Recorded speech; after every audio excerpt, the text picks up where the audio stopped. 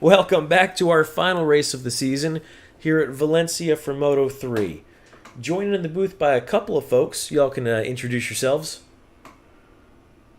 What's up, everybody? This is GS6 Buff 9, aka Chuck. Hey guys, this is Corosaurus, aka Corey, in the house.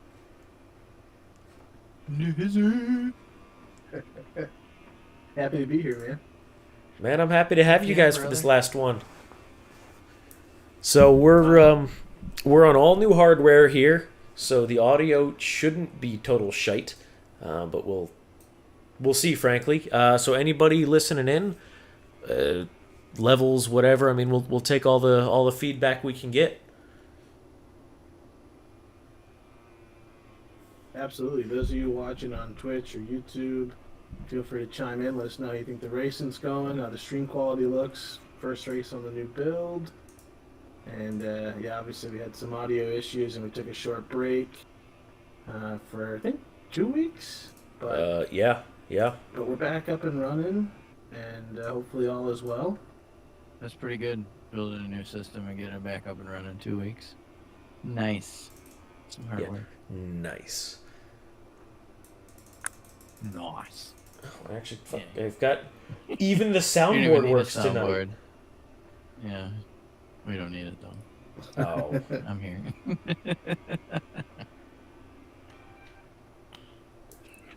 There it There is. we go. Soundboard in action.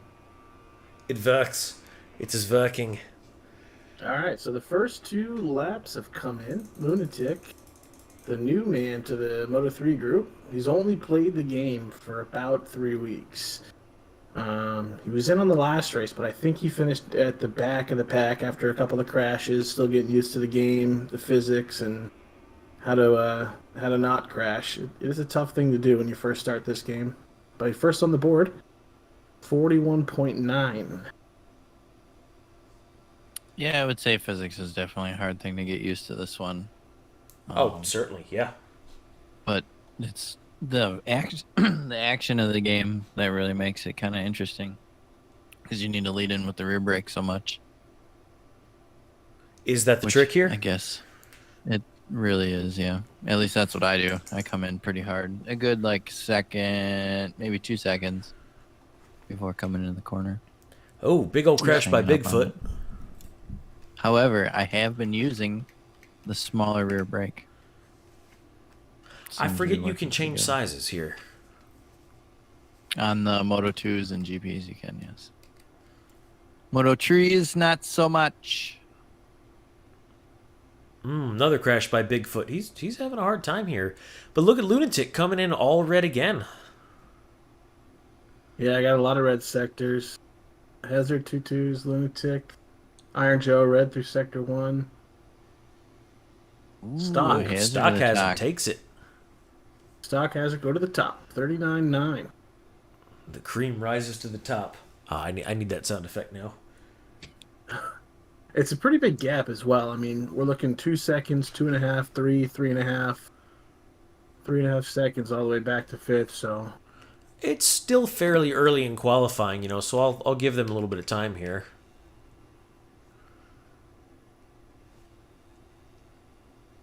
Iron Joe trying to say something about something. Orange And I- sector for him. I will say, about 2 weeks ago, when we were first switching to this track, I did some laps on all the bikes just to get myself up to speed with the circuit layout again and some of the braking markers. And I want to say on these Moto 3 bikes, I think I was running in the 36s, and I think these guys would be just maybe a few seconds back. So 39, maybe 38 would be a good time to see. Okay. Yeah, so they still got a little bit of room, and they're looking good. So Stock putting 3 red sectors up. He's not done.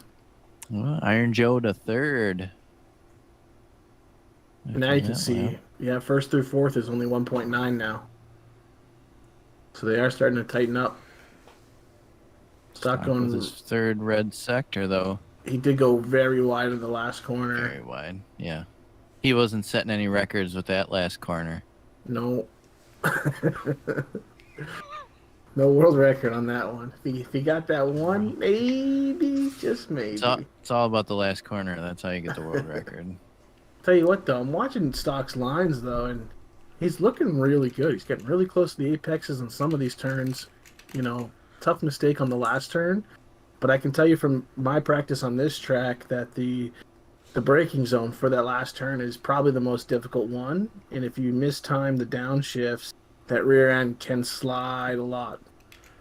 Man, Yeah, you can't have that bike getting out of any sorts in that last series of corners. Stock sitting there on another red first sector. Yeah, his first turn was absolutely money. Couldn't get it much better than that. Looked like he was pretty much full pinned all the way through turn one, Just killing right it. at the apex. Lunatic's improving on all three sectors. Let's see if he can get a half second to put himself on the front row here. Ooh. A little bit wide from Lunatic.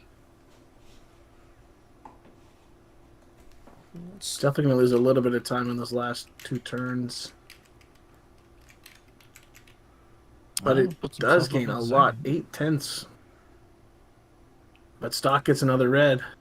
Yeah, let's go back to Stock. I keep ticking back and forth here, and Stock's just killing it.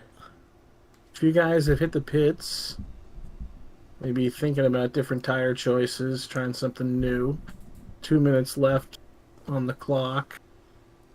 Stock moves up 2 That's a tenths. pretty good lap. Lunatic. Red sector 1, though. Well, thanks, Coco. It's the graphic. I forget which one of y'all made that graphic for the standings. Who's taking Oh, credit? yeah, that was me. That was Corey. There we go. And the picture quality. This is literally maxed out. This is as good as the game could possibly look. So it's all Milestone gives us to work with. But I was doing some testing, and in the rain, like the reflections and stuff gets to be a bit much actually. So we'll see. Wonder what's going on with Bigfoot. Usually he's pretty close to the top with his pace. Hey, looks to be struggling a little bit there, but here's Lunatic with some more hot sectors. Yeah, it looks like he went off track somewhere, though. I do see an exclamation point next to his name. Mm, Yeah, so he was dirty. I missed it where he went off, but Tudu's few- there with a red sector. oh, yeah, it looks like these guys are all pretty quick through sector 1. This is That gonna was be definitely something I noticed on the Moto 3 and the Moto 2 bikes. Was sector 1, it seemed like there was the most amount of time you could make up if you really got into the apexes, really stayed on the gas. Yeah, if you can clip that inside rumble just a bit, you can carry a lot of corner speed to the outside, and that's where I'm making a lot of my mistakes as well. Yeah.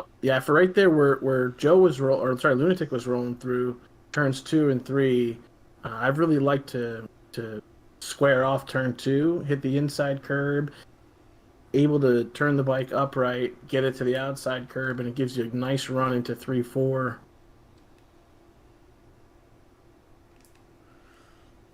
a little slower in Tutus is sector 3 there.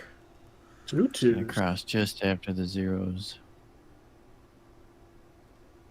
Now Tutus is running front. He's running helmet cam, correct? Lost it all in the last sector. Yeah, that's rough. That's It's gonna real be a rough. tricky Tough, one bud. though. In helmet cam, coming over that last turn where it's kind of blind into the braking zone, you're coming over the crest. That it's not something I've really tried on this track, but I can That's imagine. right, he does helmet cam. Yeah, it's got to be really, really difficult to find that braking marker consistently. So Joe is the last one on track.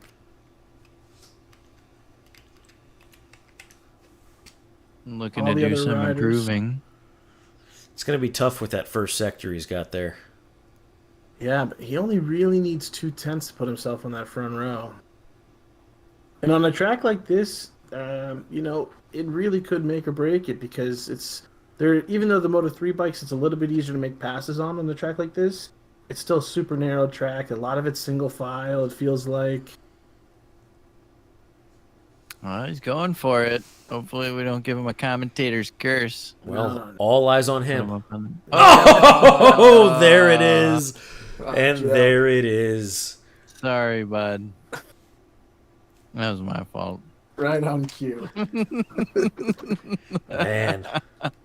So we got I stock told hazard. you, dude. That stuff is so real. It really is, man. I mean, it's like every time it's boom right there.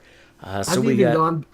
Go I've ahead. even gone back in some of the races that I've been in this season, and I've been riding, and then all of a sudden I have the weirdest crash, and then I go back and watch the stream later, and I Yeah. find out that 4 seconds before I crash, somebody mentioned my name.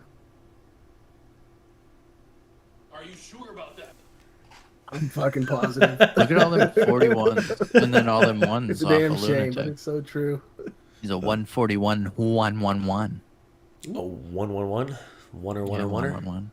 So, man, tonight we got Stock Hazard on pole, Lunatic and Tutu's picking up the rest of the first row, Iron Joe, Whispers, and Bigfoot on the second, and Imperium all by him's lonesome in the back. So we'll see what these boys can do. Any predictions from the booth here? I think elusive Bigfoot might find some pace following these guys around. However, if Lunatic can find his time, like if he can stay up, I think he might pass Stock. Okay. I think he might be good for a win. My predictions, from what we've just witnessed, the pace is real with the Mullet Man in this one. So I have to go with him. But Lunatic, I'd like to really see as a kind of a dark horse, the new guy to the group. I'd like to see him stay on the bike, try to find some consistency in his laps, and get a podium. I mean, that'd be cool, right? So I That'd be guess we'll awesome. see. I just heard my first "Let's go, Carlos." My cargo in the chat. He's like, dude, there's a championship up for grabs. What are you doing, Bigfoot? Yeah, right. It's like what the hell? Work harder.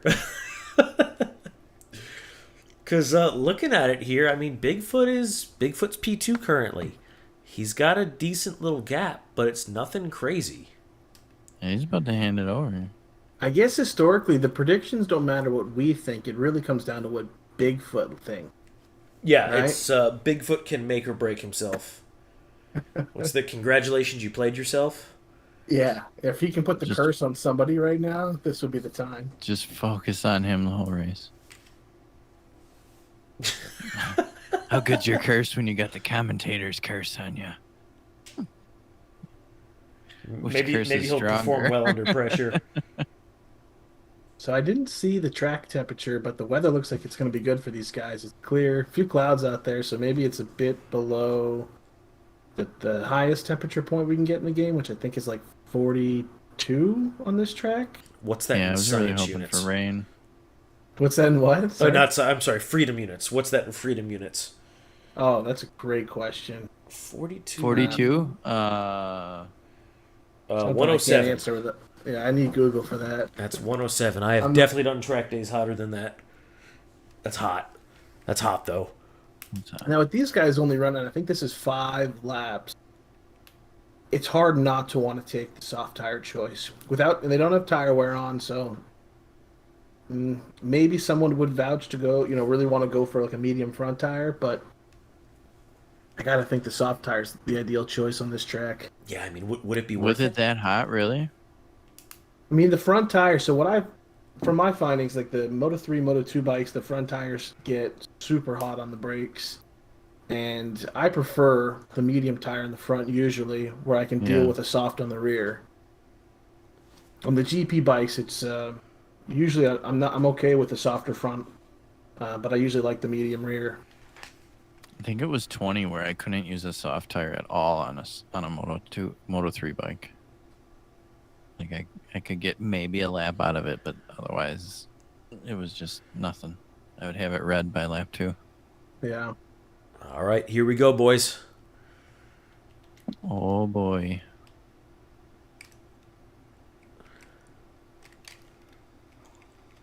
Oh snap. What a launch from Tutu's. Yes, it Look is. at Iron Joe, though. God. Joe got the inside. Oh. Oh, That was some Lunatic nasty pushing his way contact by Lunatic, I guess. Yeah, I think he was later on the brakes than the rest of the group. I mean, he was looking really strong in the for turn one qualifying. That's a lot of contact from these boys. Easy. They're a little antsy, aren't they? I see that. Little touchy. Yeah, I think Stock is just he's just trying to let these guys settle Oh, in. there goes around them. Whispers. Yeah, Whispers into the back of Stock. Stock thankfully was able to keep it up though. No. But look at Lunatic. He has just disappeared off the front. Yeah, he had a little bit more pace, I think, than he let on. Stock, what's going on way back there in fifth? Some traffic to navigate. Between Stock Some and wide Bigfoot, lines. it's like they've forgotten they're racing for something. I hear Joe in second. Look at that. Yeah, he's looking good. Oh, but Oh, who was I that really wanna- super wide? no, yeah, Lunatic's just bolting. Must have made a mistake, though. And he's starting to reel it back through. Or is he pacing down a little bit? No. This is Moto 3. Fair. Little bit of contact, Bigfoot behind Tutus there in the last Yeah. turn. Iron Joe with a much better exit grabs half a second coming out of the last corner on Lunatic. These boys are starting to spread out on us.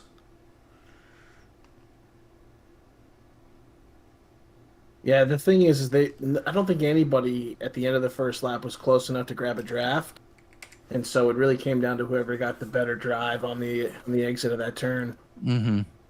I'd really like to see though. I mean, looking at Stock, he's able to pull Bigfoot in a little bit here. Oh, We do have a Iron Yeah. Joe.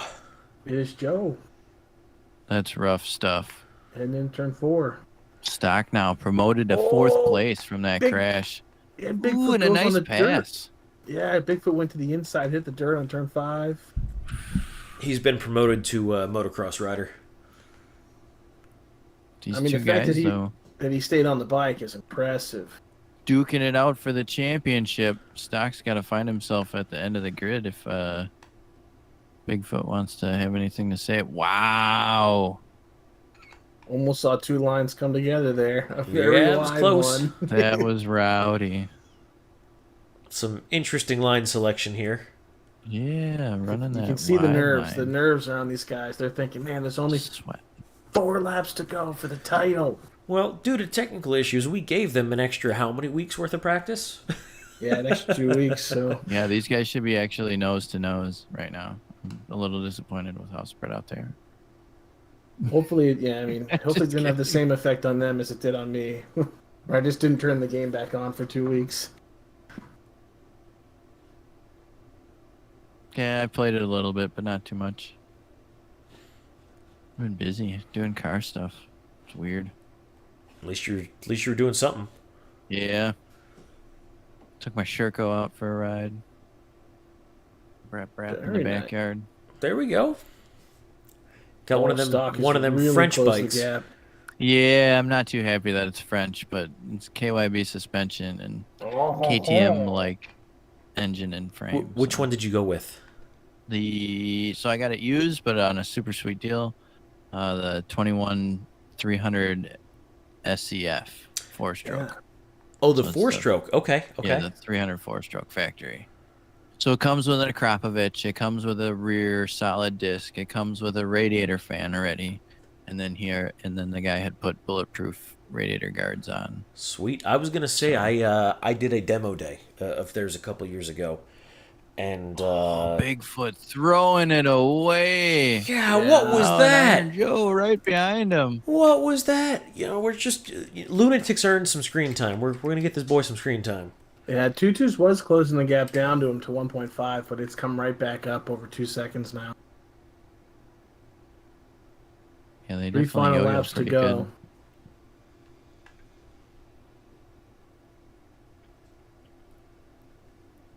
So you did a demo day? Yeah, I did a demo day with them. I was gonna say I I thought the suspension on their 300 two-stroke was fantastic, but I thought the motor was lacking, and I thought their four-stroke motor was fantastic, but the shock was left a lot to be desired. And I don't know what style you ride, but we ride hard enduro out here. A lot of rocks, a lot of ledges, things like that. We got a It's three-way very battle plush here for for that. fourth. Yeah.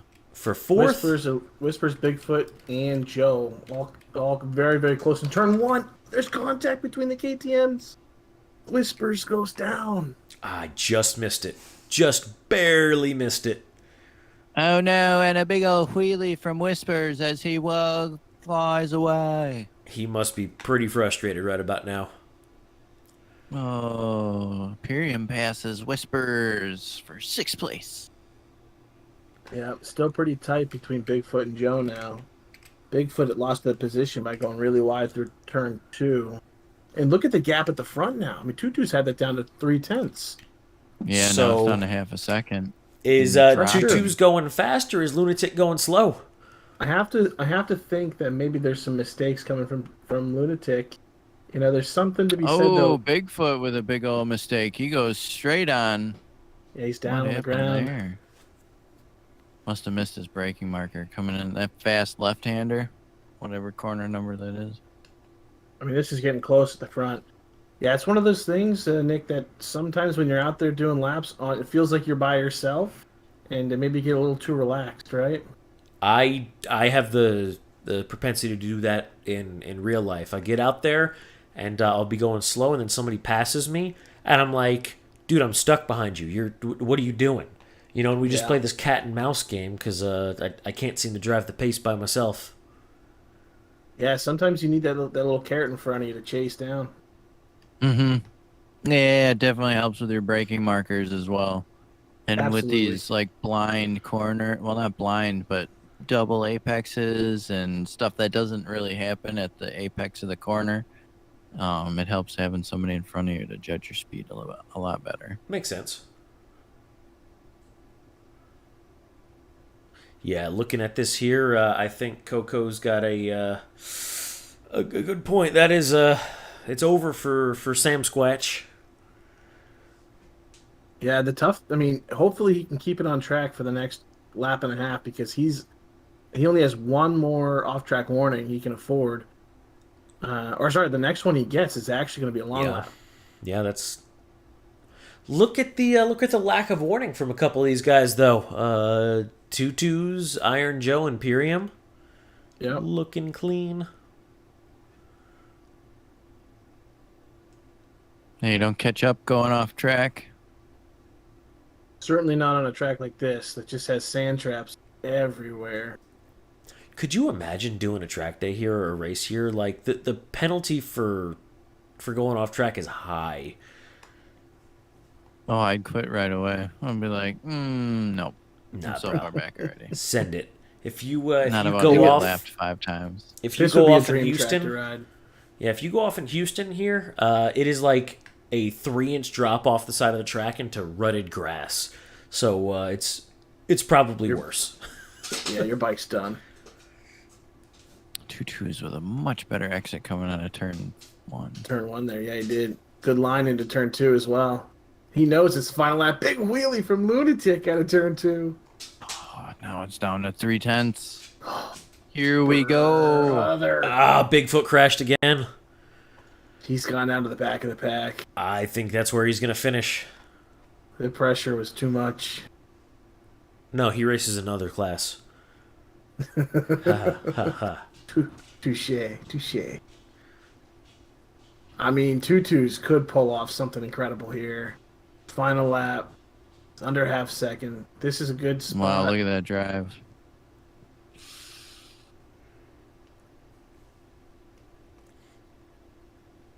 And with the way the gaps look, I don't even know that we'll see Imperium or Bigfoot finish this race. I think they might be too far back. I'm not sure we'll see Whispers finish this race. Yeah, it'll be tight. It'll be tight. No, he's just dropped off completely. I think he had a crash right there.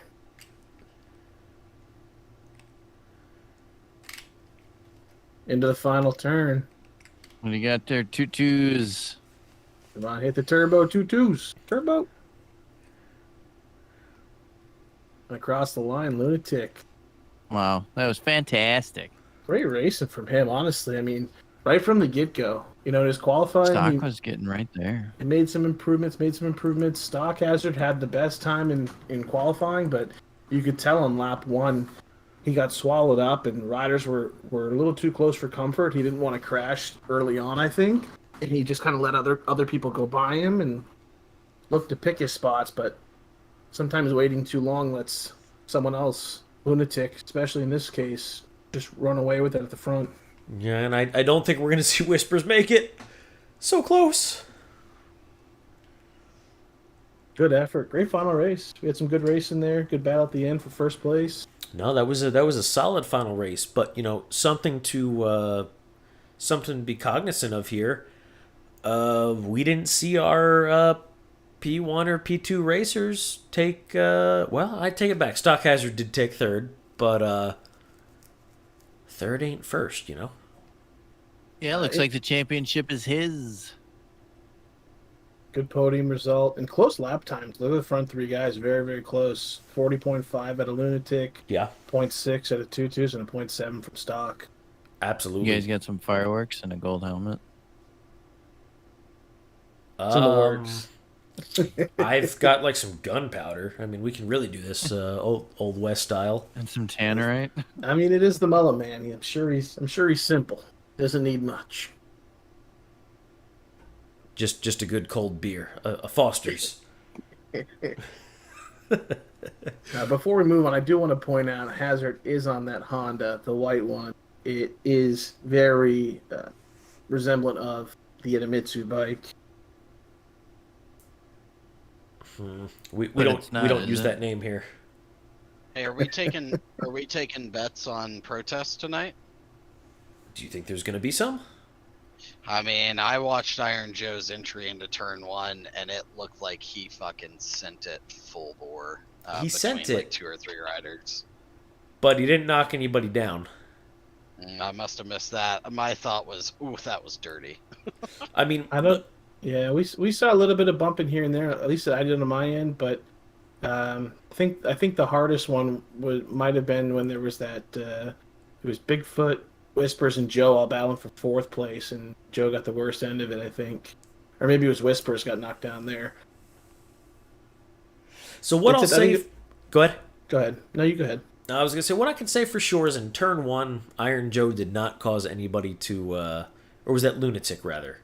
Lunatic did not cause anybody to go down. So Yeah, he did a good job. It seemed like he was much later on the brakes and better on the brakes into turn one than the other riders, especially lap sent one. He sent it in, went right for the apex, and that's where I can't really think he dive bombed because he made it. I mean, he made the apex, he made it clean, but I think the other riders probably misjudged the braking zone for that one. We'll see though. I mean, Definitely have to their look at the replay. perspectives, their perspectives might be a little bit different than what I saw from the stream. yeah, I mean that's why we ask everybody to record, because not everything is the same after your system processes it. So Hey, yeah. Before we move on to Moto 2, how about a end of season interview with our Moto 3 champion Stock Hazard? You got my vote. Yeah, do you want to drag him in here? Yeah, let's see. Stock Hazard, you in here, bud? Give me a minute. Let me grab him. Maybe we do it like UFC style, where we get the winner and the loser. Maybe we get Bigfoot in here right after that. Oh, dick move. Dick move. Wow, Nice. that's harsh. I know you got a bloody nose right now, but how you feeling, brother? How you feeling? It's rough stuff, bud.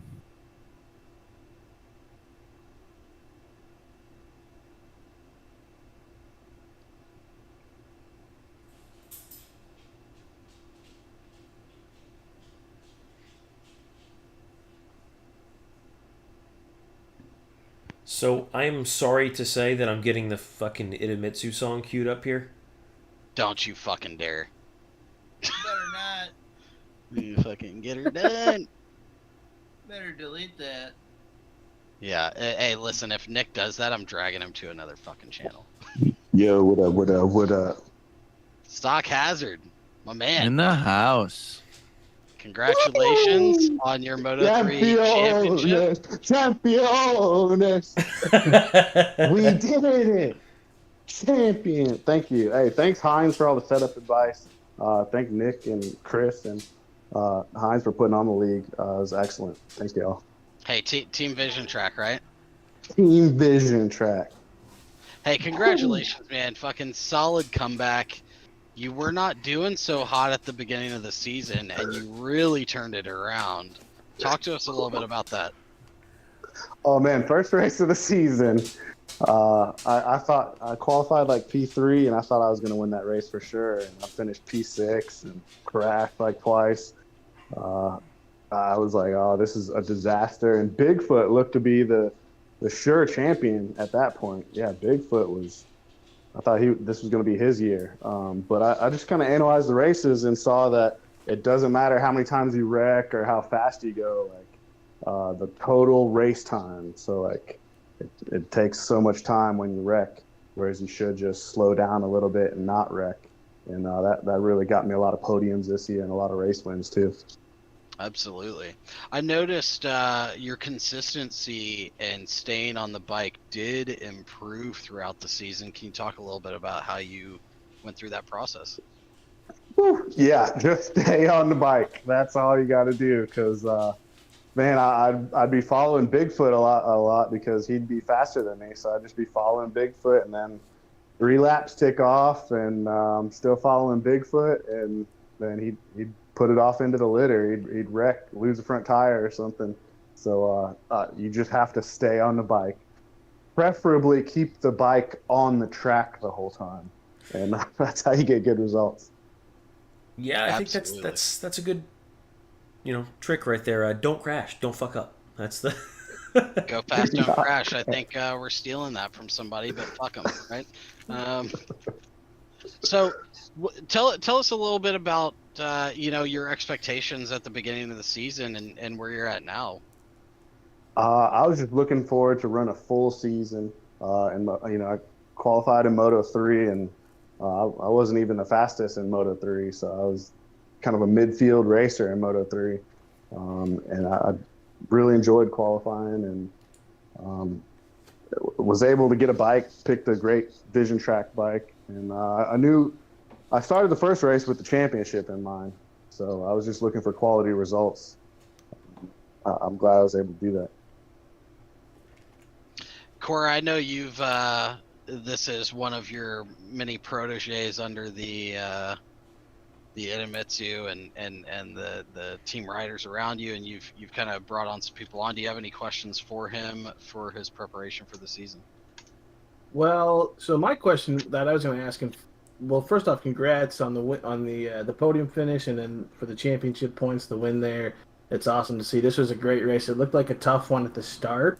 So that was going to be my question, is you qualified P1 by a pretty good margin, and you were my top pick to win this one pre-race based off that qualifying session. But I wanted to ask what was going through your mind at the start of the race, because there were some bikes, turns 1, 2, 3, that were just kind of all over the place, all around you. It seemed like maybe you were falling back a few spots, but you were able to keep it together. So what was going on in your mind? Oh, I appreciate it, Corey. Thanks for the love. Yeah, I see you at the top of the leaderboards, like top American on a lot of leaderboards. So thanks for the high praise. Yeah, first lap was pretty wild because Iron Joe came up the inside of me. Yeah, I'm P1. I'm on the outside going into turn 1. And then here comes Iron Joe up the side of me. And so I knew my gearing on the straights were a bit slower, but I didn't think Iron Joe would be coming past me like that. So I had to give him plenty of room, and I ran the long way around on the outside there. And then Tutus was right behind Iron Joe, so I had to kind of give them some space, and was giving everybody space. And we finally got, I think, to turn 5 around there, and Whispers and I came together. I was outside, and he went outside too. So a lot of action in that first lap. And then just wasn't able to put down the consistent laps like the pole lap that I achieved. Awesome. Jixbuff, I know that you were pretty strong in Moto 3 last season. Do you have anything you wanna ask Stock about this season and his racing this evening? Put me on the spot. Stock, how does this year compare to last year with how you did? Because I actually ran against you last year, and you had some good pace when you could put it together. So how does it feel being one of the stronger riders this year? Feels excellent. Yes, I put in a lot of laps. The game this year, we got a new game this year, and the Moto 3 bike just felt more like MotoGP bikes of past years. Maybe like a 2019 MotoGP bike. This Moto 3 bike kind of had that same feel.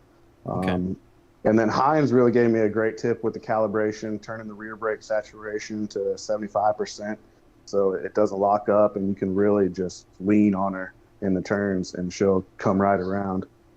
Um, I hear lots of talk in the Discord about not using rider weight, and I've really played with my rider weight a lot this season, especially after the last eSport MotoGP rider won with the old school body position on the bikes. You know how they're all old school and ride straight up. So Goon Squad.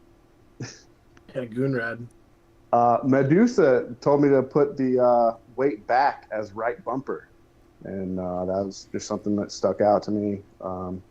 And so I tried that, and it really helps me in the turns, and I've been able to find pace just changing controls. So really enjoyed this racing. Nice. That's cool. Nick, you're last man up. You got any other questions for him? No, man, I just want to congratulate you on the win. And, great racing. Well, okay, I got one, actually, and I'm stealing it from Coco. Making a run for Moto 2 next season? I hope. I mean, I'm making a run for MotoGP next season. We're all going to Let's qualify. fucking go. There we Nobody's go. guaranteed a MotoGP bike. Like, I'm going to be racing on a MotoGP bike, and we'll see where I shake out. So, I love it. yeah, don't limit me to Moto 2. Yeah. Let's go, dude. I love to hear that energy, man. No, that's awesome. Congratulations again. Honestly, man, it's great to watch your progression, see you improve, and you really earned this one. Congratulations, brother. I appreciate it. And I'd just like to say thanks again to Nick for putting on the broadcast, Heinz for the setup, and McCargo as well. And all the other racers that have said congratulations after a win, Two Plane, Coco. So I just, I appreciate all the support. Thank you all. Cheers, buddy. Cheers. All right, y'all. Well, we're going to take a quick break here. And when we come back, we'll be back with the Moto 2 boys.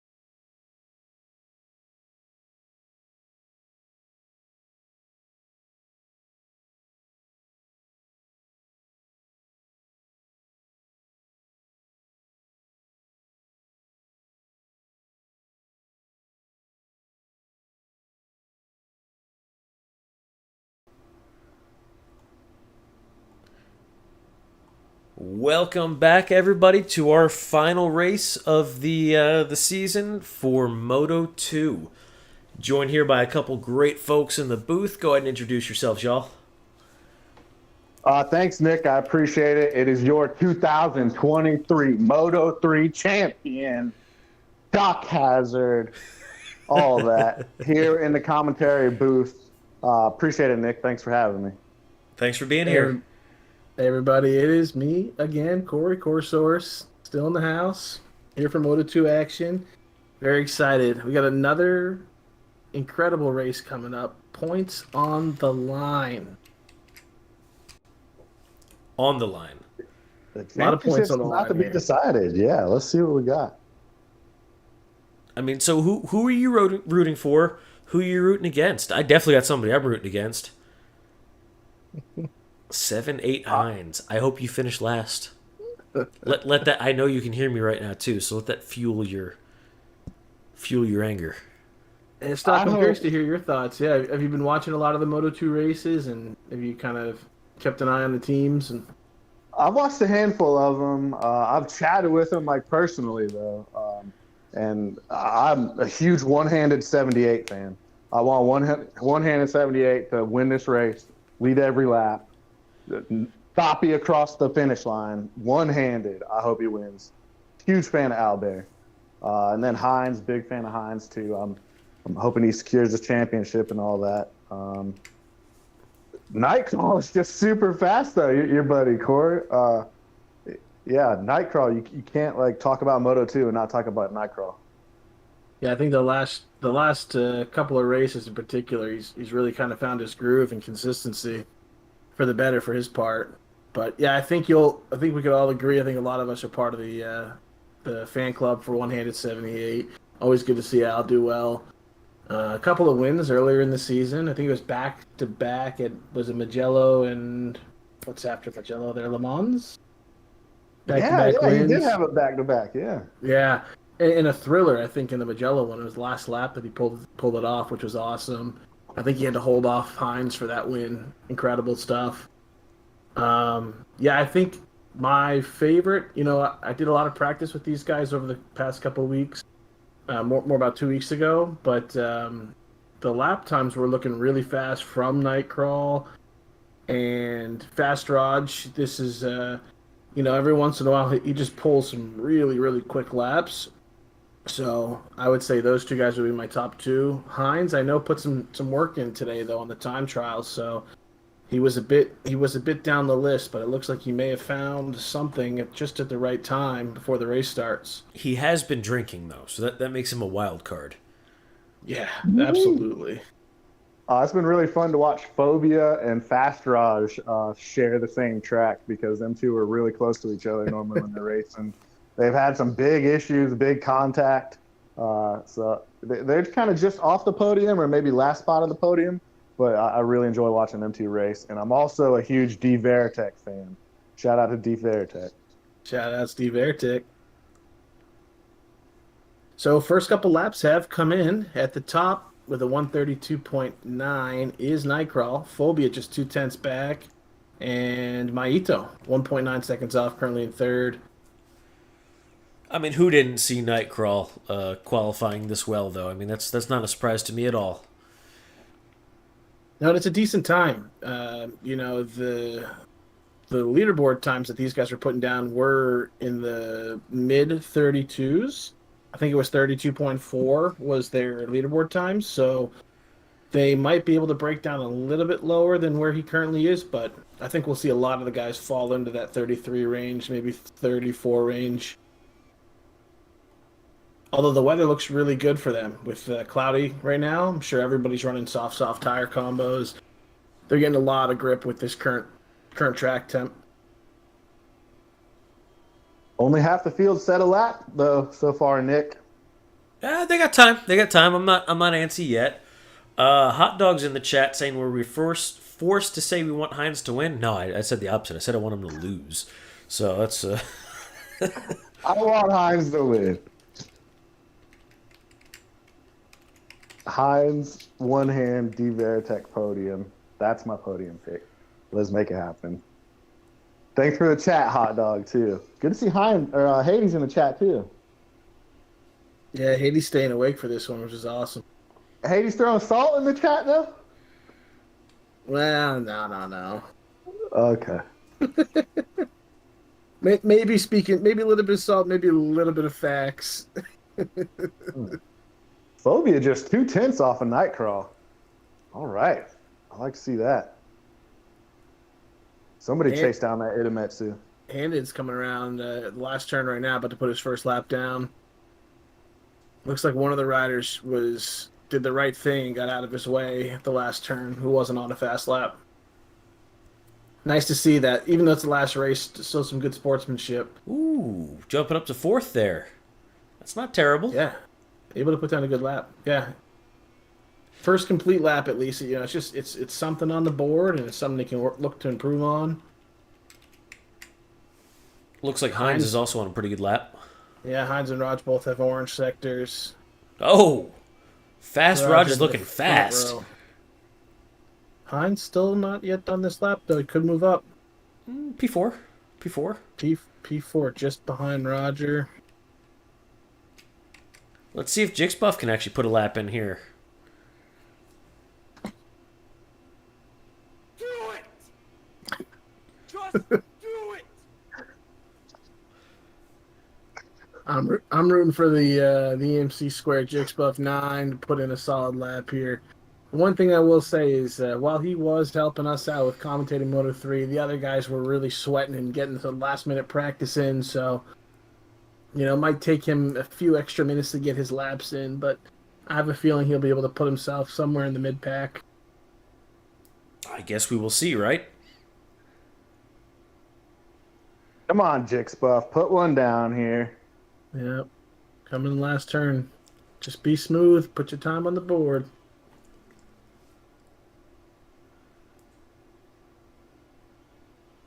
I mean, all season long, I've really enjoyed watching the Moto 2 races, but some of the colorway combos in Moto 2 are the best. Like, one-handed, Jixbuff have two of the coolest looking bike, helmet, number combos.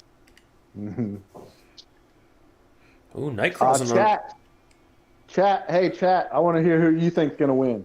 Put There your we go. curses out there. Get your podium picks in the chat. Who's winning? Who's definitely losing? I want to know who's definitely going to lose tonight. 7, 8 Hines. Give us a maybe winner and a definite loser. Idemetsu! No. I got two oranges out of Jix Rage right now. You got the sound ready, Nick. You got the Idemetsu song ready. This is how we'll just tease it. That's it. That's all you get. Dude, it gets my blood flowing. It gets my blood Too much. flowing. You're giving away too much there, Nick. A little bit of Idemitsu blue balls going on there. It's Giving away too much.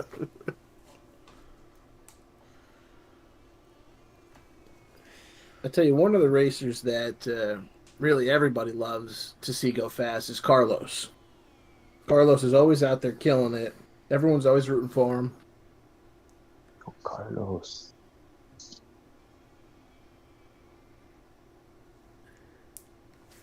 man. I might have to, for next season, I might have to record a Let's Go Carlos from the game, and so we can soundbite that, because it's one of my favorite things in this game. So please do. If you do, I will use the hell out of it. Like, I just an MP3 file. That's all I need. Yeah. I would have to find a good, clean copy of it on a track loadout somewhere. There's no bike noise or nothing. But it's just, it's so good. And everybody, all of these guys who play this game all the time and who do laps and laps and laps and time trial, and we hear it so often in the game. It's such a meme. Yeah, I officially heard it for the first time today. So, with this new setup for the first time ever, I can actually hear the game volume at the same time as y'all. So that's a plus. Whoa. Red from Hines. Yes, he is. I mean, everybody's finishing their laps here, so red. Where does this put Hines? Nightcrawl, fix your shit, because he's not allowed to be in front of you. Yeah. Raj has got orange. Red. Hines going from 4th place. It looks like he's on a good run here. Boom! Right to the top 30. 300ths of a second. That is fantastic. That's Doesn't like get much better than that. Put that's it down like on the FU last pace. lap. It's just enough to put you up front. Yeah. Now the thing is, you ready for this? Now Stock may have noticed this. I think he brought it up in his interview. Stock, you actually had 1st place in qualifying. Now, if you recall, where that puts you on the track is on the outside of turn 1. It's not always the best Yes. place to be, is the outside of turn 1. Oh no. So, I know, I'm throwing some shit in here for these guys to think about. Sometimes it's actually not a bad idea to be, on 2nd, 3rd, 5th, or 6th, because you get that inside line if you can get a good jump. You know, so Phobia and Nobody's Nightcrawler. beating me to turn 1. they're gonna beat you when I black flag your ass in the turn 1. Phobia and Nightcrawler are going to have something to say about turn 1. Yes, that's for sure. Tell you this. No, I think you're talking about Fast Raj and Jix Rage. Yeah, there's going to be a lot of bikes talking about real estate in turn 1 there. Hey, I just want everybody, racers, viewers, commentators, to listen. If there's bowling in turn 1, I'm gonna be pissed. It is the last one of the season, and we've managed to do really well this year. Let's not fuck this up, all right? Okay, thank you. Off my soapbox. Yeah, so looking at the qualifying times, the top 9 guys all within 2 seconds of each other. Hines taking the top spot, 132.864. Good time. Like I said earlier, some of the time trial lap times are just a few tenths under that, so really smoking time out of Hines. Nightcrawl, 3,300 of a second right off him, doesn't get much closer. And then Phobia, starting also from the 1st row. Fast Raj, Rage, and one-handed on the 2nd row. Jix, Buster, and Maito on the 3rd row. On the 4th row, we have Veritech. It looks like he had a couple of crashes in that qualifying session, so I don't know if that lap time he put up is really going to show what his pace is. So interested to see how he can start from the race and find his groove behind the pack.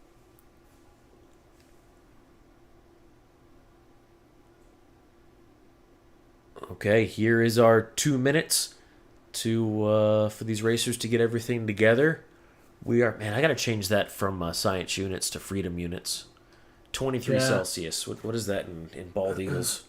So this is a good. The air temp, 23, track temp 25. The important number there for these guys.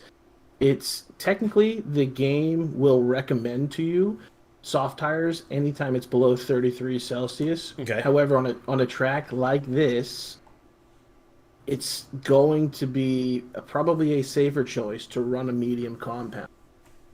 The Moto2s, especially on that front tire, and the MotoGP bikes, probably both tires would have to be mediums at this temperature level. Even though the track's, it's not a very long track, it's not a big track, it's not super high speed, there's a lot of high braking zone sections, like high power braking zone sections, and a lot of trail braking. So you're really putting a lot of stress on that front tire, and you're really trying to get on the gas early while the bike's still leaned over. So you just get a lot of tire wear at this place. Makes sense. Have we gone over the championship scenario? Like, if Nightcrawler wins the race, where does Hines have to finish? I think it was in the Discord. Hines put up a few things. Let me see if I can find it again. But I want to say it was. I was looking for it in the Discord there too. It might be in the announcement. I thought it was 16 points difference. It was in the announcements. If y'all want to pull it up. I'm trying to find it right now. Look at you, Nick, being able to navigate the Discord. Oh no, I just know where it is. I'm not looking at it. Don't give me that much credit. I'm trying to find it. You figured out the Discord pretty well tonight to get the broadcast going, man. Appreciate it. Thank you. Yeah, we wrestled with it a little bit. We made it work. Where did he put it? There. Maybe server announcements? There it is, server announcements. Okay, so Moto 2. If Nightcrawler finishes in first, Hines would need 8th or lower for Nightcrawler to be champion. If Nightcrawler finishes in first and Hines in seventh. They'll be tied in points. However, Hines would have the tiebreaker on more first place finishes. So really, Hines is looking for seventh or above. But to be clean, sixth or above it, and it's a lock. And Rumham chirping in. Only 10 bikes on the grid. Yeah, that's not a lot. But I do have to, shout out to Rumham for really making this this stream quality possible. So he's saying it looks amazing, and we do have to thank him for that. He donated some hardware here to make this a reality. All right, Ryan. Appreciate you. Rumham Ryan, I appreciate it. Making the stream. Yeah, I have to second that motion as well. The work behind the scenes, yeah, Rumham came up big to really help get things rolling and had some extra hardware lying around and hooked it up quick. Yeah, he donated like 75% of the machine we're streaming on right now, or the machine we're streaming on. So, I mean, really, again, big thank you, because this thing is moving right along and baking my ass out in the booth. Who does she throw off some heat? You sure that wasn't that oversized video card you found? It may have something to do with the 3080 I threw in there, or the giant UPS that I'm running all the power through. I'm looking over, we're chilling at 307 watts of power draw. Nothing crazy. D Veritech, win this race, buddy. This is your race, D Veritech. Do it. I see you in the chat here.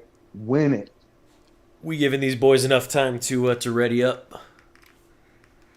They got some extra. They look good to go.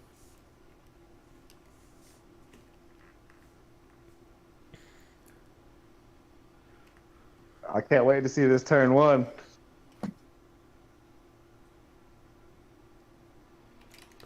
Looking for my helicopter camera. Get it in there safe, Hines. Get it in there safe. Oh, we got a big jump. Big jump from Bob. Jix Rage jumped the line to the start, picks up a double long lap penalty.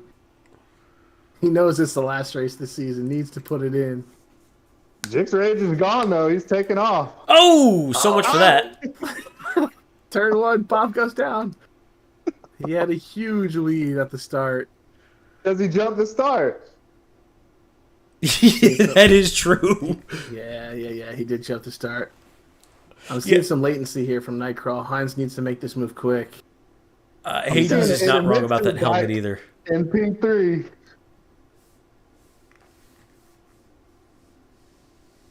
Oh, they're bunched up around there. Ooh, yeah, just tight. So one of the few Phobia. Get down the road, Phobia. That this helicopter cam actually does us some decency. This is like the only time the helicopter cam's worth anything. It is, yeah, Valencia. You can really see how close these guys are. Phobia, yeah, lap one. Starting out front. Fast Raj, though. Yeah, a little bit late on the apex. Hines takes advantage, moves into second. Nightcrawler right on his tail. Both guys get by Fast Raj there.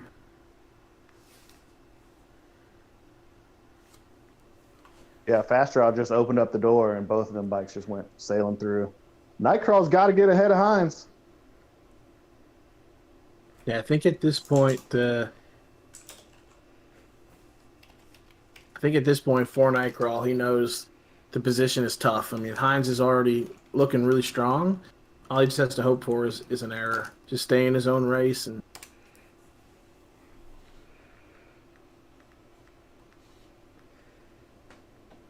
let's see how Phobia deals with the pressure in this one. Nightcrawl, a little bit of bump on the turn 2 into Hines. He's not looking like he wants to hang around. Oh, man. Nightcrawl's got a lot of latency right now. I don't know if y'all are seeing that. I sure am, yeah. I am too, yeah. But I'm seeing him all over the back of Hines with the bumping and nudging. He's letting them know he's still there. He looks a lot faster than Hines. He does. I think part of this too is that he sees the gap from Hines to Phobia, and I think right now it's first or nothing, first or last for Nightcrawl at this point. He knows he needs to. Can I get a Hines look back camera? Yeah, we can make that happen. There's contact. Yeah, Nightcrawler again going very inside line, aggressive on the Hines. I need some evidence of Nightcrawl on Hines here. Easy there, but Well, it took longer to get to than I wanted, but here we are. yeah. Oh keep an eye on man, tactical Nightcrawl. Mayo with a crash. Yeah. Yeah, you got a good shot of both Nightcrawler and Raj there in the background. Maito. Yeah, I wonder if you can read Idemitsu on that bike because he's been leaving paint all over Hines' bike. Oh, I'll tell you what, though. Going into turn 1, Hines needs to be careful. If you cross over that pit exit line, you're going to get an instant long lap penalty on this track. You got to be real cautious on your braking for turn 1. How is it that you know those glitches and Milestone doesn't? Well, I think they know about that one. Oh, do that they? was a... Yeah. Phobia is down the road. P1, clean air. This is his race. Hooey. Tell you what, kudos to Raj, though. Raj really kept with these guys, and he's kind of... He got passed by the two of them on lap 1, and he's just stuck with them. He's not looking aggressive.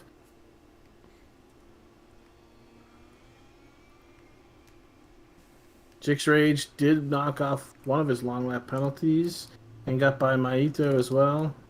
Well, good job there. Those One are not hand is easy gonna- penalties to clear. Yep, Al's in a close battle right now with Jix Buff. With Buster. Yep, and they're just one-handed in Jix Buff. 5th, 6th, just behind the pack. You can kind of still see the first 4 guys ahead of him.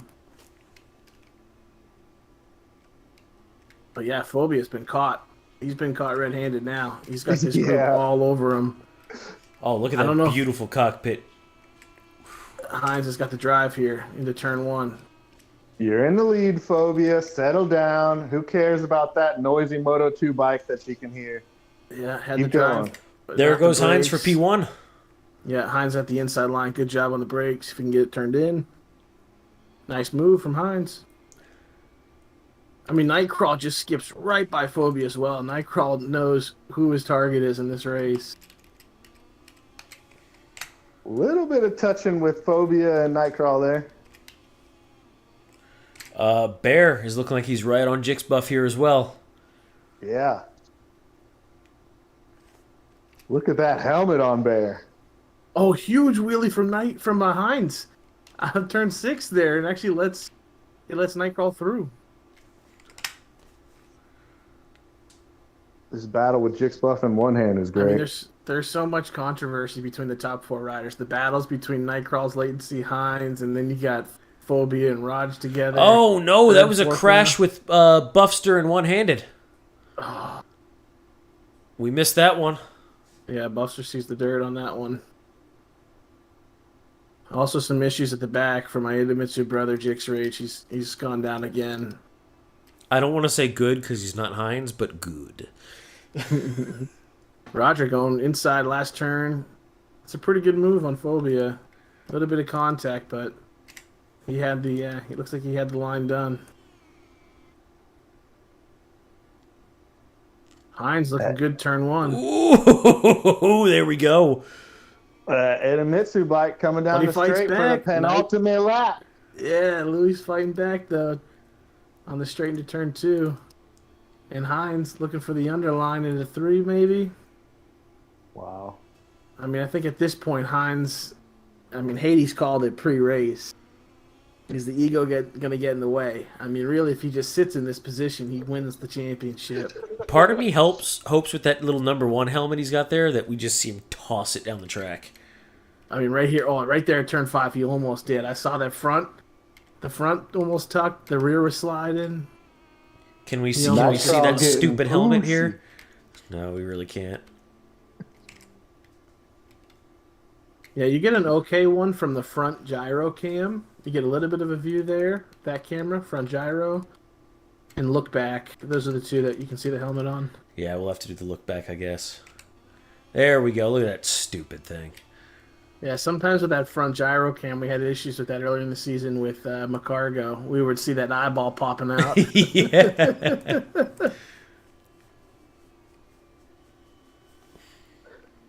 Argo's eyeballs popping out of the Suzuki. That was great.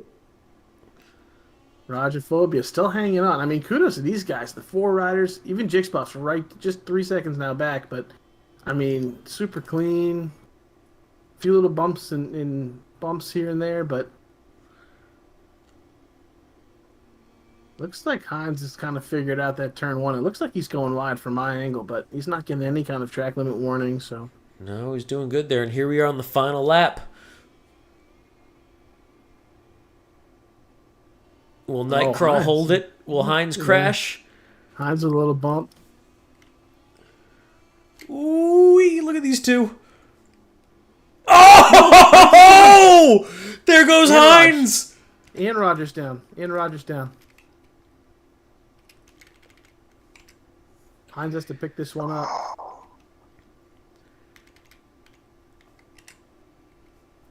I mean, there was a little bit of contact there for Hines, just enough for him to go down. He just has to that front keep it tire. clean. Keep it clean for a few more turns. And Hines removing his ego. He'll have the crown. 80s, that's brutal.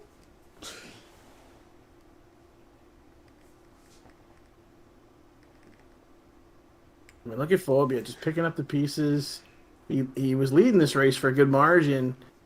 The rest of the gang was faster, though, and they caught him. Costly mistakes there from Hines and Roger. Phobia's looking good in second place at the moment. And All here right, we Hines, go. Get it back to the finish line. Nightcrawl. Taken first. Oh no, Itamitsu won. Oh, no. Itamitsu won. That's a fucking travesty. Caught Roger running out of fuel there to that last turn as well. He just barely got across the line. Oh my god, Buster's crashing as we Yeah. go over to him. Bob, nice job clearing the long laps. Bob's pulling the same move Buster did. Nice little freestyle crash into the finish line. That may be the best crash we've had all season. Yeah. Those guys, they love it. Oh man, that was... Itamitsu. Jix Oh. Rage flinging it down the straight. Hold on, boys, are you ready?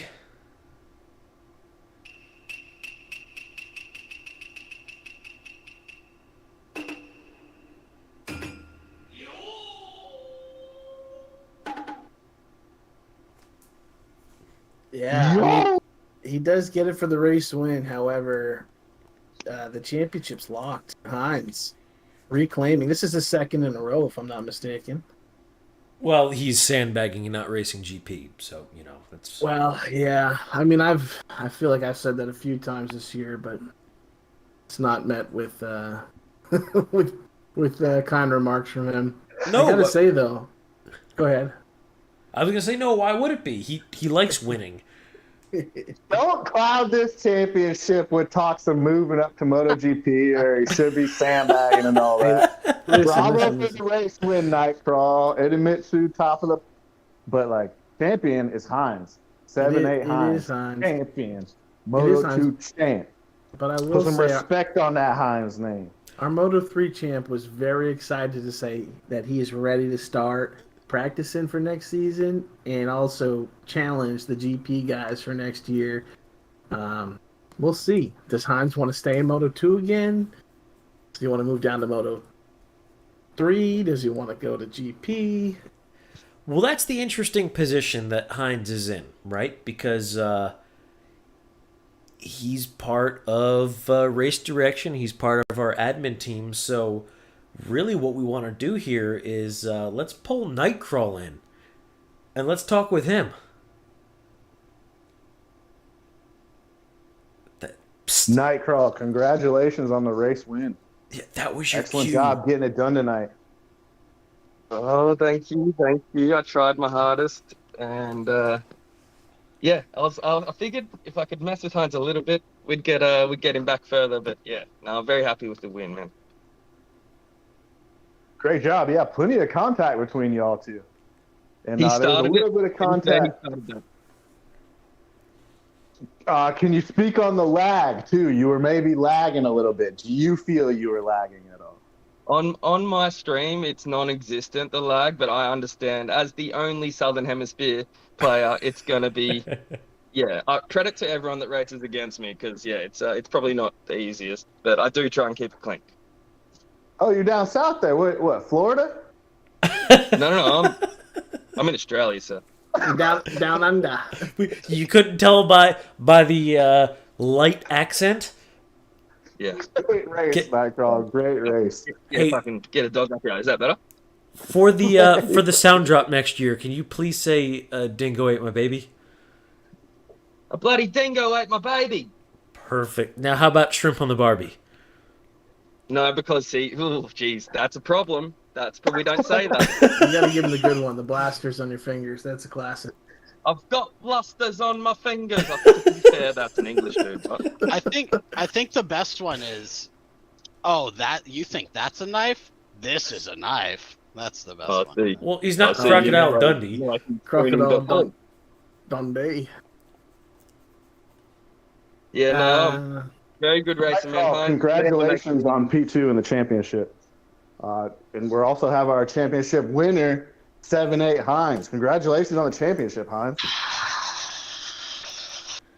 The crowd's going wild. I just want to put that out there. All right. Oh my God, who the hell cares? Hey, listen. So, mad props to Nightcrawl. He was lying about who initiated the contact. That dude was RG Bargy from like turn 1. Okay. But with that being said, it was a phenomenal race. It was a tough race. I'm really excited to go back and watch it. But you know, at the end of the day, there can be only one champ. There can only be one person wearing the crown, and that's me. Okay. The fact that I can't delete that crown off your name makes me violently angry.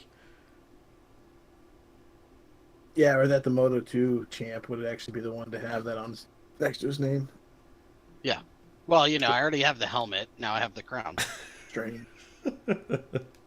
Congrats on the victory. Yeah, Nightcrawl, great race in there. Got a little hairy at some points, I will say. I did see some I don't know if I like the word lag. Let's just say there was a difference of visual opinions happening on the screen. What did we just go woke all of a sudden? Every vision counts, dude. Every vision counts. This is true. All visions matter. So I will say though, you didn't get the fast lap, so it was a good half dub, but not a legit win. I got to give it up to Bob, who picked up a double long lap with his insane turbo NOS start from the starting point. Ended up with the fastest lap.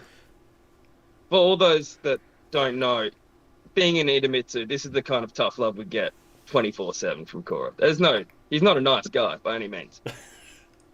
So he's right. I never claimed to be this guy, but good half win.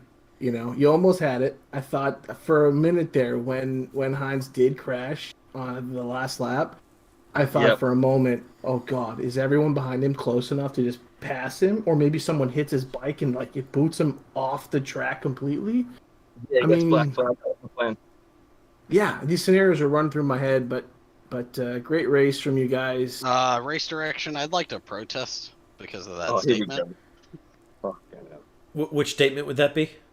The intention was to boot me off track to elicit a black flag. Okay. How do I say this and still be politically correct? Fuck your protest. Next. Yeah. It was a hypothetical. It was a hypothetical. Yeah. Sure. Hypothetical. No, but it was a good race to watch all around. Phobia led a few of the laps. It was great to see. The fact that you guys were able to reel him in after I think he had over a 1 second gap at the front for a little bit, a couple laps there. Yeah, that was awesome. 1.2 in front of me for a little bit. Yeah. I know Jixbuff and One-Handed had some great battling back and forth there for a bit. Roger kept it in the mix with you guys, and it looked super smooth on his end. You guys, it looked like any time Hines made a move on someone, Nightcrawl was literally there with him. So Hines passes, Roger goes wide, turn 11. Hines goes through, Nightcrawl goes through. And then turn 2, the lap later, Phobia goes wide, Hines goes through, Nightcrawl goes through. It was just really fun to watch that battle. Yeah, I'll be honest. I was really hoping that I'd put enough a little bit of a buffer between me and Nightcrawl that when I made the pass on those guys, he wasn't going to be able to. But the guy had a hell of a fucking race and had a phenomenal drive coming out of every corner. I have no doubt. I will say this to his credit. I do think he could have beat me without crashing me out. But nonetheless, I mean, a phenomenal race up until that point. He parks it in the corner. It is what it is. That's how Idemitsu wins. Like, that's the only way they win is by crashing people out. So, I think you're right. I think it's a half win. I think, he could have done better. It's a good thing everyone's listen, You had your listen, friend Tyler in there. He did not crash Why out. did that started with the At the- compliment? It at started the off end- so nice. At the end of the day, we walked away where it should have been. Both of us ended up on the podium, but I took the top step of the championship, and that's really how it should be. Cyril Bucks pay, and that's what I've been doing all year long. So Before we move on, I do have I want to give you a moment as well, Heinz, if you want to thank any of your sponsors that have helped you throughout the season. I'm so glad you asked. Listen, Luna Azul has sponsored me for half of these races. I have been fucking white girl wasted hammered for half of these races thanks to that tequila. I was gonna say it's tequila for those that don't know. Tonight, though, I've been on some Bullet Bourbon. It's a little mid, like Nick said earlier off stream, but I feel really good. I feel very warm inside and very bubbly, if you will. I think that's the Coca-Cola product in my drink, but I'd just like to thank everybody who means so much to me in my life. Alcohol. Oh, and the other Cyril racers and community. You guys are fantastic. I appreciate y'all. You forgot to thank cigarettes. Congratulations, Heinz. Champion. Yeah, those are slowly killing me. I don't give them props. If only it was rapidly. If only. We can only send our hopes and prayers. Yeah, as I open another pack. Hey, listen. So I want to ask Nightcrawl a question. I'm not a little buzzed right now. English is a third language. Nightcrawl, you came on with a bit of an ego at the beginning of the season, and I like that. I like ego. Clearly I have one. So that always gets me riled up, and I appreciate that. But your skill level was not there early on in the season. Tell us about how you turned that around and got within a fighting chance of knocking me off the top step. Tell us about that. Cora knows this, but basically used to try and battle GP with Cora. So I ideally wanted to be GP, but that's not how the cookie crumbled. So I hadn't done any Moto 2 really, like apart from the odd public lobby. So I really didn't know how much throttle control they required, and it's a lot. So it took me at least 4 to 6 races to figure it out. And then from then I could change the setups to suit. But it's all track knowledge, and it's all throttle control with these Moto 2s especially. For sure. I got a follow-up question for you. You said you did a lot of practice with GP and Cora. Would you say Moto 2 is a little bit harder than GP in the sense of, you don't have traction control like the pussies on the big bikes? What do you think about that? How do you feel about that? Are you happy you competed in 2 this year and not GP, or? I'm very happy. Yeah, I had to go through 2 as well. I don't know, who knows where I'll end up next year, but I think it's important to go through 2s just for the throttle control. I wouldn't say they're harder because of the power with the GP, but it's definitely a learning curve. Like, you can definitely get faster from riding Moto 2 in the GPs, like especially by lowering your traction control and riding it a bit more like a Moto 2. It was tough for me. It was tough at the start, but we got there. Yeah, you absolutely did, and again, fantastic job. It was great competing with you outside of the latency, or what did you call it, Cora? A difference in views? Difference in opinion. Visual opinions. Right. We don't do that Thanks, woke thanks. shit here. No, that's Yeah. that's latency. I just made it up. I I feel bad for Louis. He's the dude's living in the future, literally at the moment. So, I It mean, is he tough. he You'd think it. knew. You'd think So he'd be better than sadly, he is. well, You I know, think that the just like problem is he knew the result of this race before we even started. Like, it's a mountain to climb. You were like 170 points ahead at one point in the race, in the season, sorry, and it was a huge mountain to climb. A lot of good results, a lot of good riders in Moto 2. I will say that there was a lot of different winners in Moto 2. It was a great season to watch. So I think a lot of us knew that once you think you finished the season with 9 victories, it's tough to pick a winner for the championship other than the guy who wins 9 races. But for it to come down to the last one in points, I think is awesome for the league. Nightcrawler had 6 wins now, and McCargo is saying in the chat that he was Rookie of the Year. Nightcrawler, can you get real technical as far as setup goes? What are some like setup tricks you learned about this Moto2 bike? Well, there is one good thing about being in the Indomitsu team, and Chorosaurus does apply the setup. So it wasn't a whole lot for me to do other than tweak it to suit me because everyone's different. But like I said, I came from GP20, all MotoGP riding, so there wasn't I didn't have a baseline, so it was in some ways easier to come up with a setup because I had to build it from the start with a little bit of help. But um, the Moto 2, it's all corner speed, exit speed, as far as like getting those real fast times. You have to have exit speed, so stability is not always your friend. yeah. Yeah, getting all that power to the ground coming out of the corner. I've got I've got one other question for you, Nightcrawl. You have kind of a little ace up your sleeve that maybe you guys can correct me if I'm wrong. Nobody else in our league has, and that is access to Chris Vermeulen himself. Did he give you any pointers towards the middle part of the season? And was there anything that he said that really stuck with you going forward? I gotta be honest, I didn't see a whole lot of his face when I was there. Still got blusters on my fingers, you know what I'm talking about. But Pew pew, got nah, it.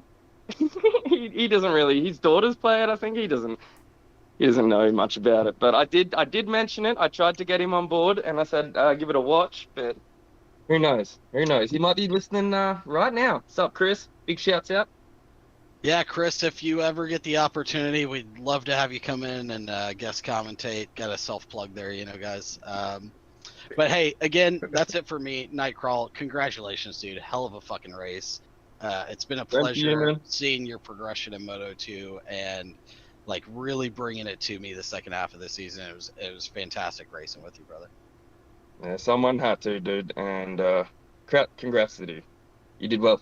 Very good. Had so much fun. I think I was very happy to be in Moto too. It was close the whole season. Cheers, Inamitsu in buddy. three. 1, 2, 3. Hit him No. Two. Hell yeah. Play the Cheers. song. Play that song. Cheers, buddy. Yeah, he earned it tonight. Inamitsu. You hear that? You got the okay from Heinz to play the song. My nipples are hard. It just it just gets the juices flowing, man. It does. It just It feels does. good. No, It feels good. big shout out. Thank you again. Nice race, buddy. All right, guys, we're gonna take a real short break. I think we got the majority of the GP lobby built here, but we're gonna take a real short break, and we will be back with our final race of the season.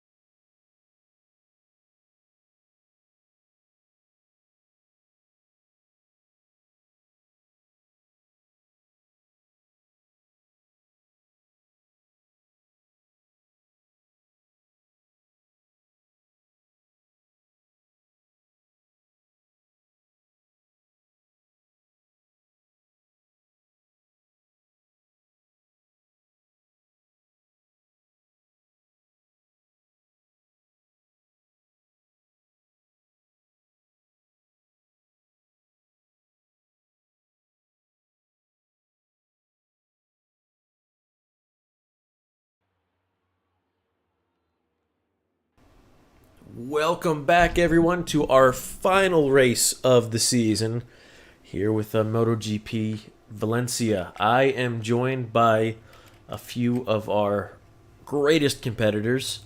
Y'all want to introduce yourselves real quick?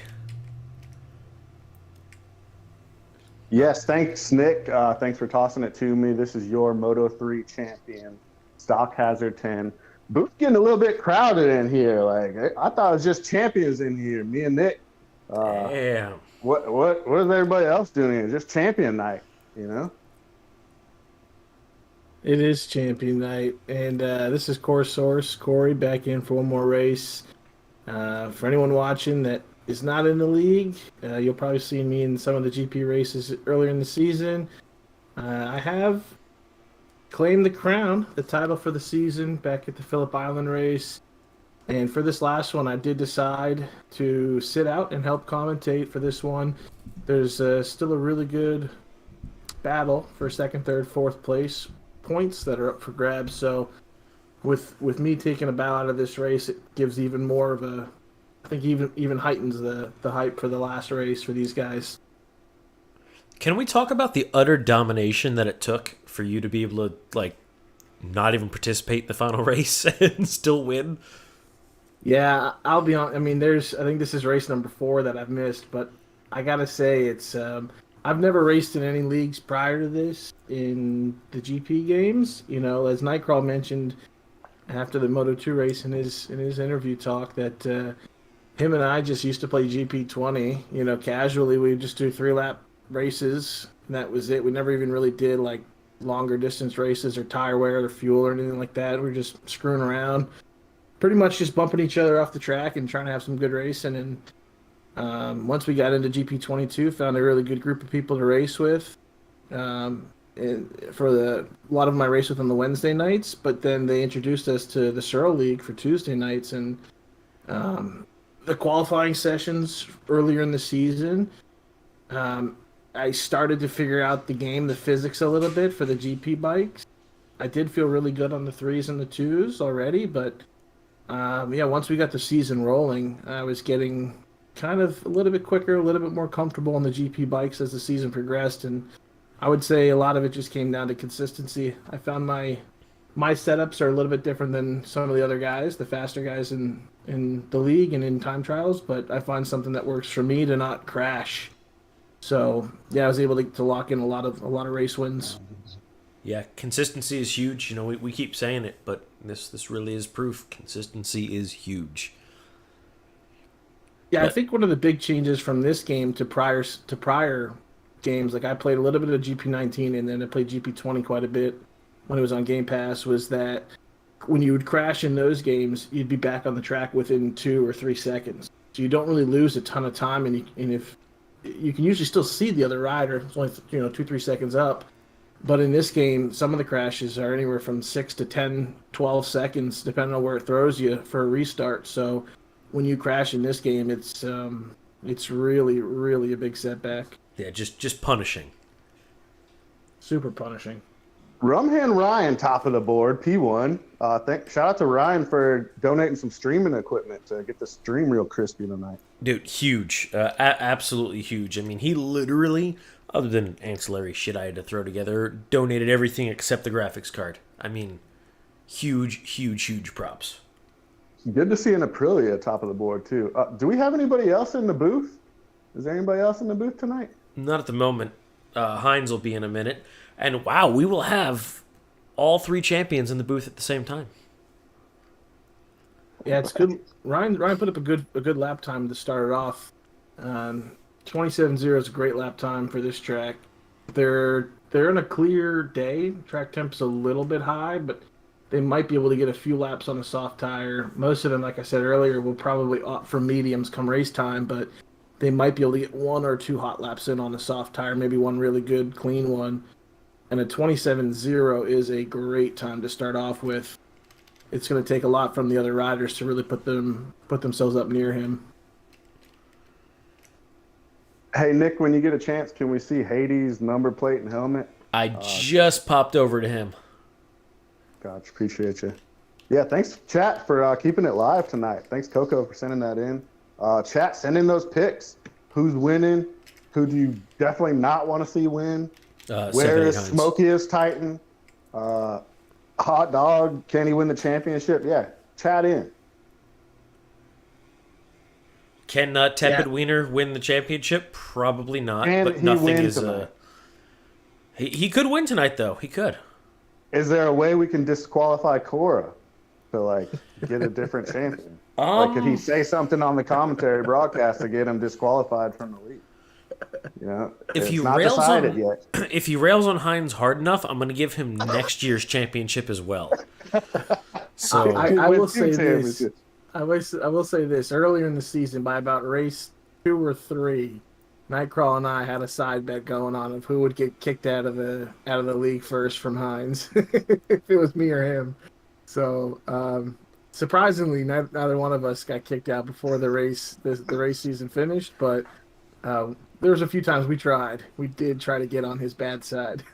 yeah, that didn't go very. I mean, you didn't do much with that. We tried, man. We did. As he said, there's definitely, maybe there's some egos and some difference of opinions on some certain things, but at the end of the day, we all want to have a good time. In this league brings some really good, close, clean racing that you're just not able to find through public lobbies and really for the North American riders in this scene. This is the as you put it earlier, the cream rises to the top. So this is as good as it gets. The grease rises to the top. And as you mentioned, the number plates, I'm seeing something new. I haven't seen that one before from Hades, and same thing with Ryan. It looks like Ryan's got a new one on as well that I really like. Yeah, I liked Ryan's as well. This is what everybody tuned in for, though, the top class MotoGP. Thanks for shout out to all our British viewers tuning in. I guess it's a little bit early for your beans and toast, but yeah, thanks for everyone for tuning in tonight. My pick tonight is Swaggin to Field. I hope he puts that Ducati in P1 after the race. I want to acknowledge that McCargo is in the race. I don't want to pick him, though, because I might jinx him. But, yeah, McCargo, shout out to him being. And I'm a big Hades fan. There he is, Hades. Put it on the podium tonight, Hades. Keep it on the track, too. Yeah, I will say that I did one practice race about 2 weeks back with Hades involved. Myself, Hades, Black Jesus, and Rumham. And maybe Hot Dog or McCargan might have been there as well. And Hades, for not really putting down any practice, was able to come in and really mix it up with a few of us at the front. So I'm not sure how he'll do in qualifying. However, I don't think for him, like his skill level, I don't think it's going to make that much of a difference because his racecraft is really, really strong. And I know he'll find some pace when he has a few riders in front of him that he can look to follow their lines and pick spots to make moves. I got to say, though, I think my early picks for this race are going to be between the guys who are in first and second at the moment in qualifying. It's Rumham and Black Jesus. They've been putting a lot of work together in doing some practice races late night. They both have setups that seem to be really comfortable for them and really, really close lap times. Black Jesus has been getting a lot faster, too. He's been on near the podium for a lot of races now. Coco mentioning that we had 8 different GP winners, and then Two Planes saying that Hades might be first or last. You know, it might be checkers or wreckers for him. So, well, that's always Hades, right? I mean, Phobia. Set a lap time, please. He's on his way. Coming around the final turn right now. Idemitsu. Hallelujah. All right. I got to say, I'm happy to see him on the Idemitsu bike. Normally, when Phobia practices GP with us, I want to say he's typically on a Suzuki. So nice to see that he's jumping in to fill my boots for the race. Hope he's got that set up for the Honda. He just wants to hear that sound. He wants to hear the song. I'm missing my teammate for this race as well. I didn't even notice. Yeah, we are short a few riders. There's only 8 on the grid. Yeah, missing Coco tonight. Missing Coco. Coco's out. Somebody gave Nightcrawler a KTM and he put it off in the litter. Yeah. Sharp's out of this one. VR46 is out of this one as well. Yeah, Sharp's a real fast one. Missing him tonight. And Hitstick. We're missing the other Ducati. Man, let's get a good view of McCargo here on the Suzuki, because this is the last time we will see McCargo on a Suzuki. Last ride. Hasn't Ryan won a race this season, and Black Jesus hasn't? Yeah, I'm not sure. Ryan's won 2, so has Black Jesus. They've both won 2. Oh, buddies, 2 apiece. Swaggin's P3 though. He's cooling off in the pits right now.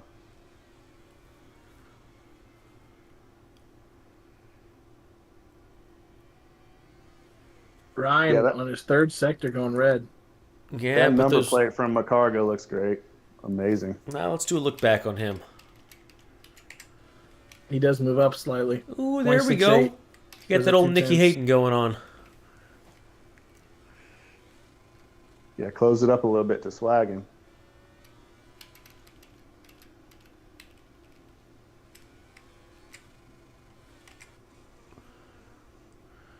Wow, Latency City when I went over to Nightcrawl. That was wild. Yeah, I don't think much has changed from the Moto2 race with his internet. Hasn't gotten any better. It's a tough spot, you know. He's connecting from the east coast of Australia, connecting to us hosting this from Texas. Right. That suspension looks crazy. It looks, oh my goodness.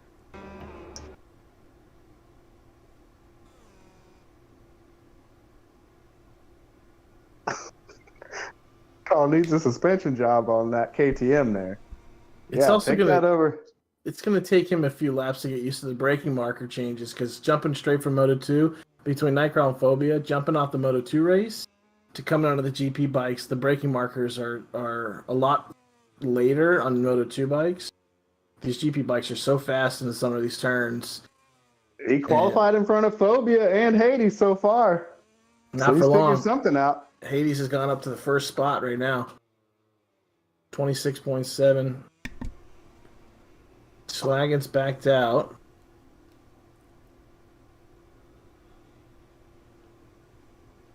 We lost Swaggin there. A hot dog with a crash. Jesus with a crash.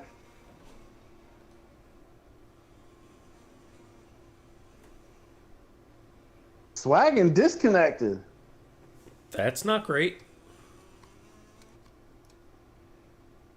We're down to 7. It looks like he's not in the party. Not in the party chat.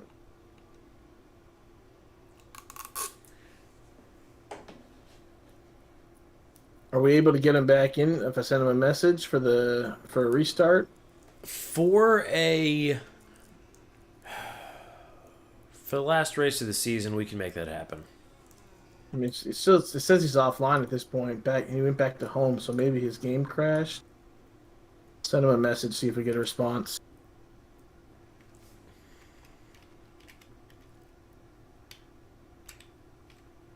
Hades setting the red sector for the second sector. Yeah, so he's still got some pace left in him Yeah. as he goes back. Well into under the pits. 27s, too. Nightcrawl's doing some big wheelies out of every corner right now. He's Trying to get a showing good- off. He's trying He to might get a know good the feel. camera's on him. He sure does. Trying to get a feel for the power of that KTM. I am loving that Rumham helmet right now. It is cool. Great number plate. Awesome helmet.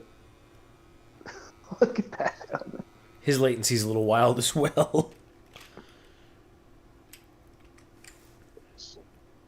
He's got that Aprilia moving.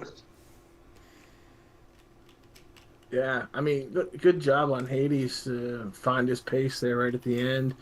Takes the top spot away from Rumham. Black Jesus not going to improve on this last lap. It looks like he'll be in P3. This will be the final results here. So McCargo taking 4th. Hot Dog 5th, followed with Phobia, and then Nightcrawl.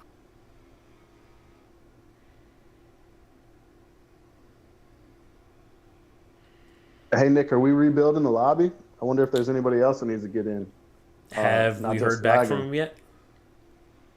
No, Swaggin's not signed back on or responded to my Swaggin message. is not there. So that is a no. If we haven't That'd heard be a from him, no. Yeah. Maybe there's someone that just tuned in that wants to race because we got some empty bikes out there. That The 78 championship Moto2 leader's in the champion. booth. He's not even in Valencia tonight. yeah, I'm going with the hell no. We're not taking randoms in for the last one. That's the last thing we need.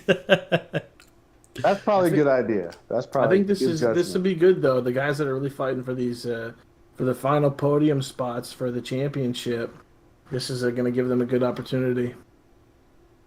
Let's Yeah. see if Hades can keep it on the track. I believe in Hades. So for our Hello? can you hear me? What up? Did something get weird? Anyway, for our final race of this GP season, we're looking at Hades on pole, Rumham and Black Jesus pulling up the rest of the first row, McCargo, Hot Dog Phobia on the second row, and Nightcrawl starting from the back by his lonesome. It's not always a bad thing back there. Maybe you can get a little rocket start going on. And he can also just learn from the other guys in front of him. Like I said, jumping from Moto 2, Phobia, and Nightcrawl, they might need a few laps to kind of find their rhythm with these GP bikes. So starting from the back is not a bad thing for them.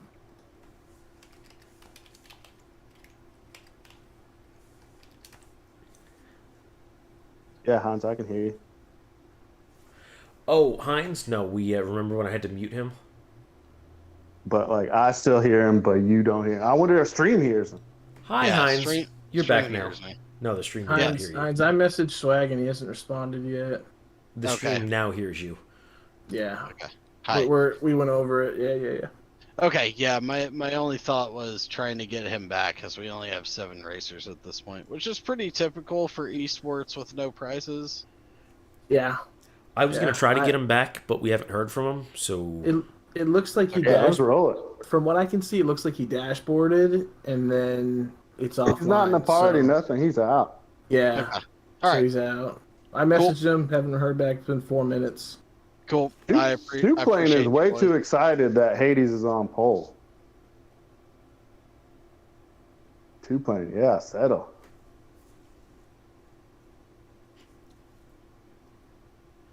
I'm excited Hades is on pole.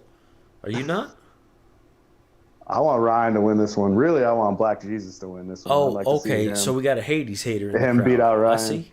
Not I a see. Hades hater, Uh-huh. but like he left us dry for so long. He just sat out some races. Now he's gonna come back. Like I got feelings, you know. You hear that, Hades? You're disappointing us. We're not mad. We're just disappointed. You're a disappointment to the family. Let's go, Carlos. Let's go, Carlos. Seriously, that is y'all's task for the off season. I need a clean snip of that. Yeah, I'm gonna try to get that.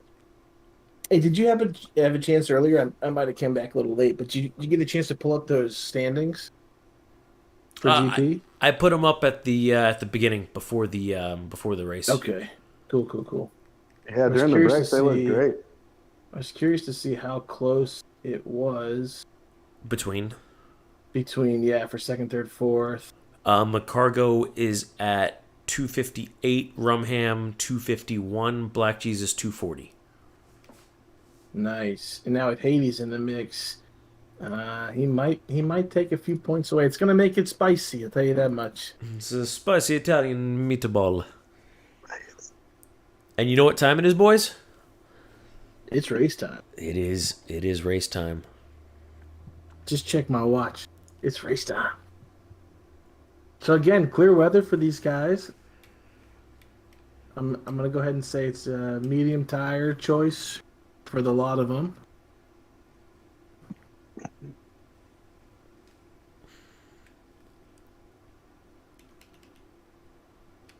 Starting from the front row, Hades, Ryan, Black Jesus. Good launch down there, from Ryan. Black Jesus. Good launch from Black Jesus from the inside. Hades late on the brakes, able to take turn 1 on his own. Ooh. McCargo looking to make a move, possibly. Turn 2 under Ryan.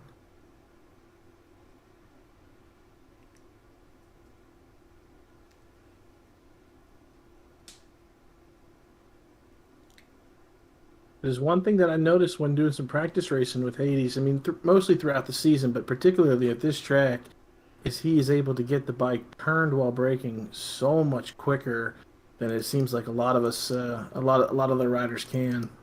He's only going to make it through the length of the race if he has banana, though. Are we certain he's had his potassium? We got Nightcrawl going wide, off the track. Yeah, that's a good question. Hades, have you had your banana today? Oh, there's contact. That's a Hades lot of and contact. Ryan. 3 bikes. I'm not sure who got out of whack there first. but McCargo three just bikes. been steady. There he is at P2. Get that Suzuki up there, McCargo. Oh, Rumham Rumham, going what are you wide doing, there. bro? What are you doing? Rumham taking a little drive through the litter there.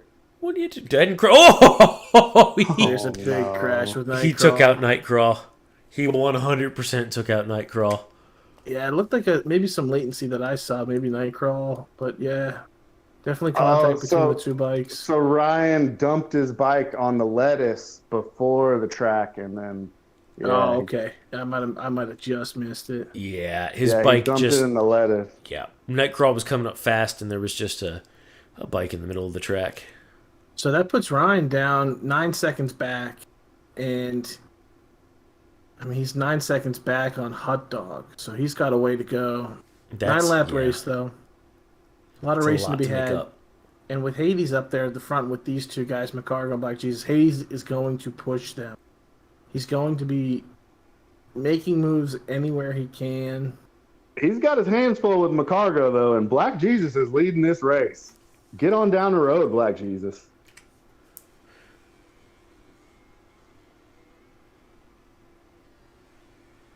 Rumham's already brought almost a full second down on Hot Dog through this first lap, so he's got some pace.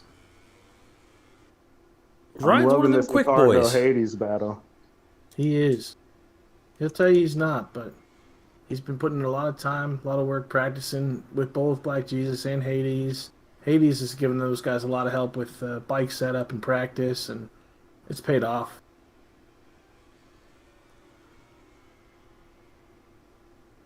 Come on, McCargo. Come on, McCargo. Just 2 esport legends here, Hades and McCargo racing. It's great to see them on the track together. But can they compare to a Black Jesus? Black Jesus is that new hotness. He's got new pace. Brand new to the league. Leading this race. And he's Jesus.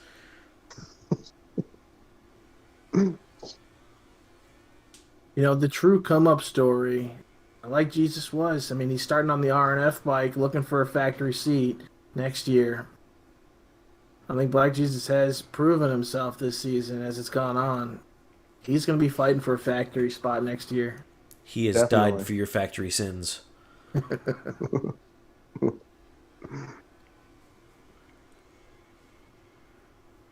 Rumham, 6.9 seconds off of Tepid Wiener now. He's getting up there. He is, but he's also found himself 4 track limit warnings. So he's rattled a bit in these first 3 laps. I didn't happen to notice how many of those were in his crash. What did McCargo just do? So before the contact, there were 0. Even though he was way off track, it still showed 0 on the board when I saw that. So I think he picked them all up in the 2 laps. Did anybody happen to catch what McCargo just did? No, I'm watching Ryan right at the moment. I'm looking at a little replay here. Yeah, Ryan is really struggling with the bike with grip right now. He has made his way. Hot Dog has gone down. So Rumham moves up into 5th ahead of Nightcrawl and Hot Dog. Needs to be very careful though for Ryan. Yeah, I didn't see the mistake. If Mac made one there and Haiti slipped by, Black Jesus is setting the pace though. He just blew a corner. That was all. It just came up for me.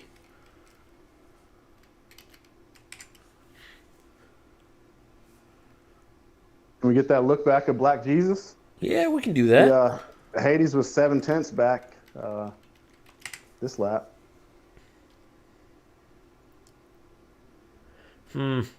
His helmet leaves a little bit to be desired. Sorry to hate on it, but we've got some fantastic helmets in this race. Yeah, that is not a fantastic helmet. That's a rookie helmet right there. What is this? Amateur helmet hour? Looks like Hot Dog closed up on Nightcrawler Oh, bunch, very too. aggressive into the last turn from Hades. It's a drag race now down to the finish line. Jesus Well, it's a gets Honda, to so run we out lost though. that.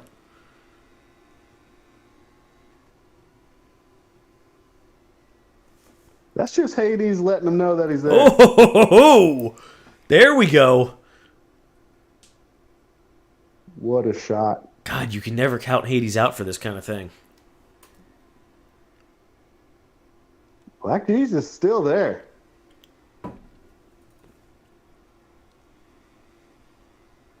On the curbs is Hades though. I don't know how he's able to save that one. That was incredible. Both wheels came off the ground. He pushed the bike.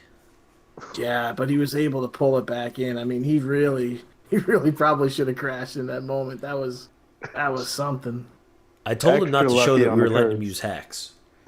I do see though, there's a red mark now next to Ryan's name, meaning he has put down the fast lap of the race. So, although back in fifth at the moment, he's had some bad luck to start this one. He has good pace still. Only just over 5 seconds back and forth. I think Black Jesus took that back. And McCargo has made a few other slip ups as well because he's now over 5 seconds behind these guys. I wonder if that was some power mode trickery up there at the front with Black Jesus and Hades. Difficult to say. Yeah. I can say from my practice on this track, there is a little bit of extra fuel left over. Typically in the GP bikes, you just run straight power 2 the whole way, and then occasionally you can use some power 3 on the big straightaways. But on this track, there was a little bit left over. So I do know some of these guys like Hades, probably Ryan, Black Jesus, might like to drop a little bit of fuel, meaning they can't run power 3, but maybe Black Jesus went with the full fuel tank and ran a little bit of power 3 to create that gap. A little bit of extra fuel for racing. Some extra racing. Yeah. We're on lap 6 out of 9, aka nice. Very nice lap indeed. Is that a Cleveland Black Browns Jesus helmet going wide. on Black Jesus? He's gone wide. Apparently. Ooh, ooh. Oh, there goes Hades. Yep. Couple mistakes there from Black Jesus through 9, 10, 11. Hades gets the move done clean. Taking it around the outside there, yeah. A tough chicane. Did anybody notice that he sent a text message down the straight? Did he really? He said, "Hold your disappointment till I fuck this up at 9:36." No, I thought he sent that earlier, I think. Nah, he sent that earlier. When I was down in them a bit. He's got a chance if he touches too much of that paint, though. He was all over them curbs, yeah. Yeah.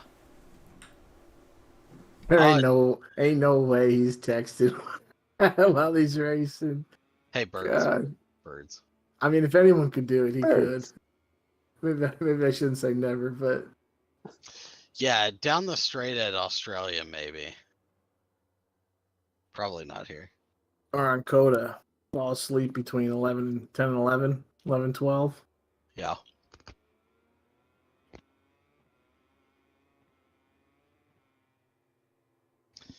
I Look want at to Ryan. Ryan's got the gap down now, 2.5. Still a stretch from Phobia. That's fucking impressive from Phobia to be up in fourth right now with minimal GP practice. Yeah, yeah, and I was saying it before the race that for Phobia and Nightcrawl, I mean, jumping straight from Moto 2 bikes to GP, the braking markers are drastically different. So it Yep. takes a few laps to get the hang of it. Nightcrawl out qualified Phobia, so to see Phobia Yeah. P4, wow. And I know Phobia will be very pleased if he's able to hold together for the next 3 laps. He'll be very pleased with himself. Coming on the back straight, Jesus has the run in the draft onto Hades. Big time gap there, so maybe Hades dropping down into Power 1. Oh, a little touch. Little touch. They hold it together. I wonder if Hades dialed back on power a little bit to save for the last lap. I know I think Black Jesus is just fast on the straights. Here we are in the penultimate lap.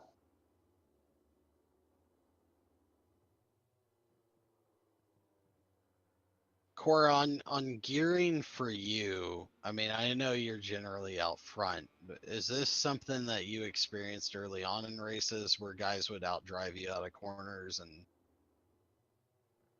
do you think maybe part of this is gearing, or do you think he's playing strategy here on fuel modes? I think this really comes down to power mode. Especially coming out of the last corner. This is a tricky track with gearing, yes, because it's such a short track, but I don't think it makes as much of a difference. What a save from Hades there, rear slide. It doesn't make a huge difference on a track like this. You would really start to notice the difference in the gear ratios on the longer tracks. Okay. On this track, it really, really comes down to power mode. And for some of the guys, if they've been able to figure out a setup that works for traction 1, obviously in this game, the GP bikes have the traction control on, and if you're able to make it work on setting 1, it's much quicker than 2, just like 2 is much quicker than 3. Right. Do we think that Hades has a chance to pull this back? That gap is stretching out a little bit. This is the Absolutely. last lap. Here we go, Absolutely. boys. The way that I've seen Hades and so far in this one is he's much better on the brakes in some of these faster sections. So at the end of this back straight here, he'll be able to pull this in. He's at 6/10 now. Ryan got past Phobia. Yep, Ryan moves up into 4th. Hades should pull this gap into about 2/10.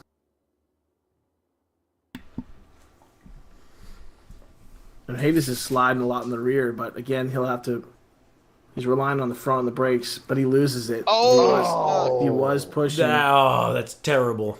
Congrats to Black Jesus. Holding it down. Does McCargo pass? Get He on the does. road, Ryan. Keep Yes. going, Ryan. McCargo's ahead of him. McCargo is ahead of him. And Hades has really been pushing. He doesn't have much left in these tires. Yo, that's great to see though. A guy like Hades really having to fight.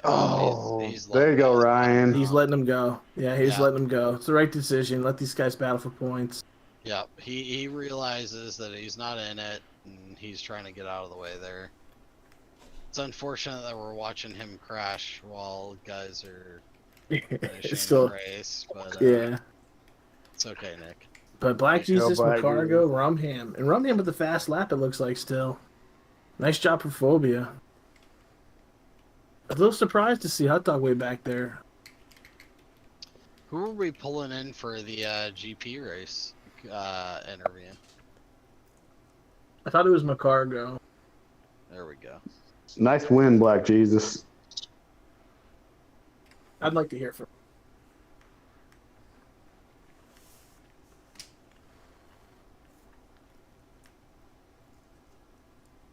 Well, that was interesting. Nightcrawl bringing up the rear. Good race from Nightcrawl, though. Hey, to good effort from the guys. Yep, Moto 2 guys. finish in the 40 seconds. You want the honors, Nick? Go through the results here. Oh, sure. For our final race of the season, we have Black Jesus taking P1. McCargo in second. Rumham fought his way hard back up to third. Phobia in fourth. Hades tragically falling back to fifth. Tepid Wiener in sixth. And Nightcrawl making an appearance in GP here, taking seventh. Man, thank all these guys for a great race season. Let's be real here. Hades could have ended up in the podium, but he was cognizant of the situation, realized he wasn't in the points for these guys and didn't want to fuck them up, and allowed Ryan and Mac to fight themselves, and that's that's why he's in fifth. I mean, like I said, he could have he may have been able to overtake Mac towards the end of that. He did absolutely check up though, so let's give him credit where credit's due. Yeah, I think we all know. I mean, Hades has put it this way himself that he will win a race when he wants to win a race, and so he's an alien level of speed and consistency in this game, and I think he really gets more enjoyment out of this game when we have good close racing. And realistically, with this race and where the points matter for some of these guys, him finishing second or fourth or fifth makes a difference in their championship points, not so much in his eyes. So I think it's a good honorable move on his part. And let's be real. I mean, the guy is a consummate gentleman. He's shown that. He's been with us for 3 seasons now. He has always shown the level of professionalism and clean racing and ideals that we ask for in this league. And like, listen, at the end of the day, you got to respect that. That's hard to get out of even some of our fastest guys here, in every single class and every week in and week out, he manages that.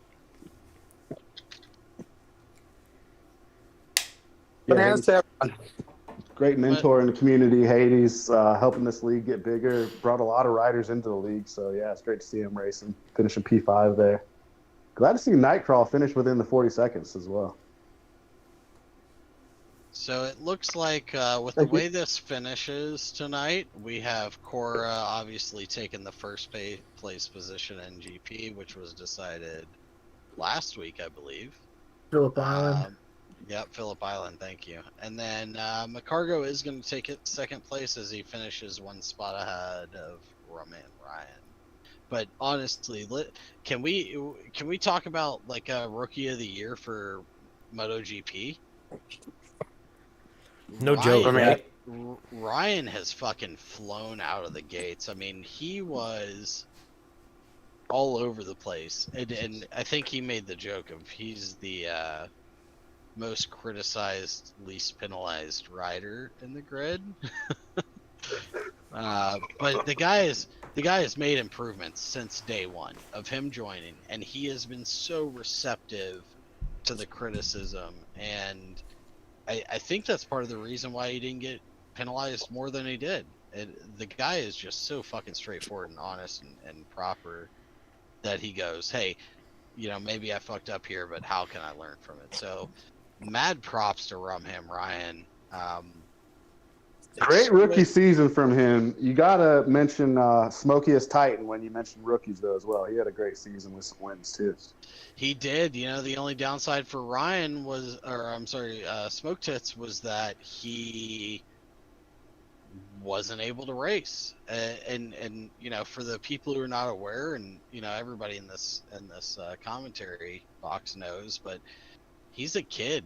I mean, like, he is, he's 17, 18 years old. He has a job. He has full-time high school sports that he does. Yeah, he's done a fantastic job. But let's not take away from Ryan. I mean, the guy has week in, week out made it. Gotten so fast really quickly. Yeah, it's great to see. Great to see happen in the league too. You get to witness it through the whole season because he was ready to quit after Le Mans, but he stayed with it and finished third in the championship. So great run, Ryan.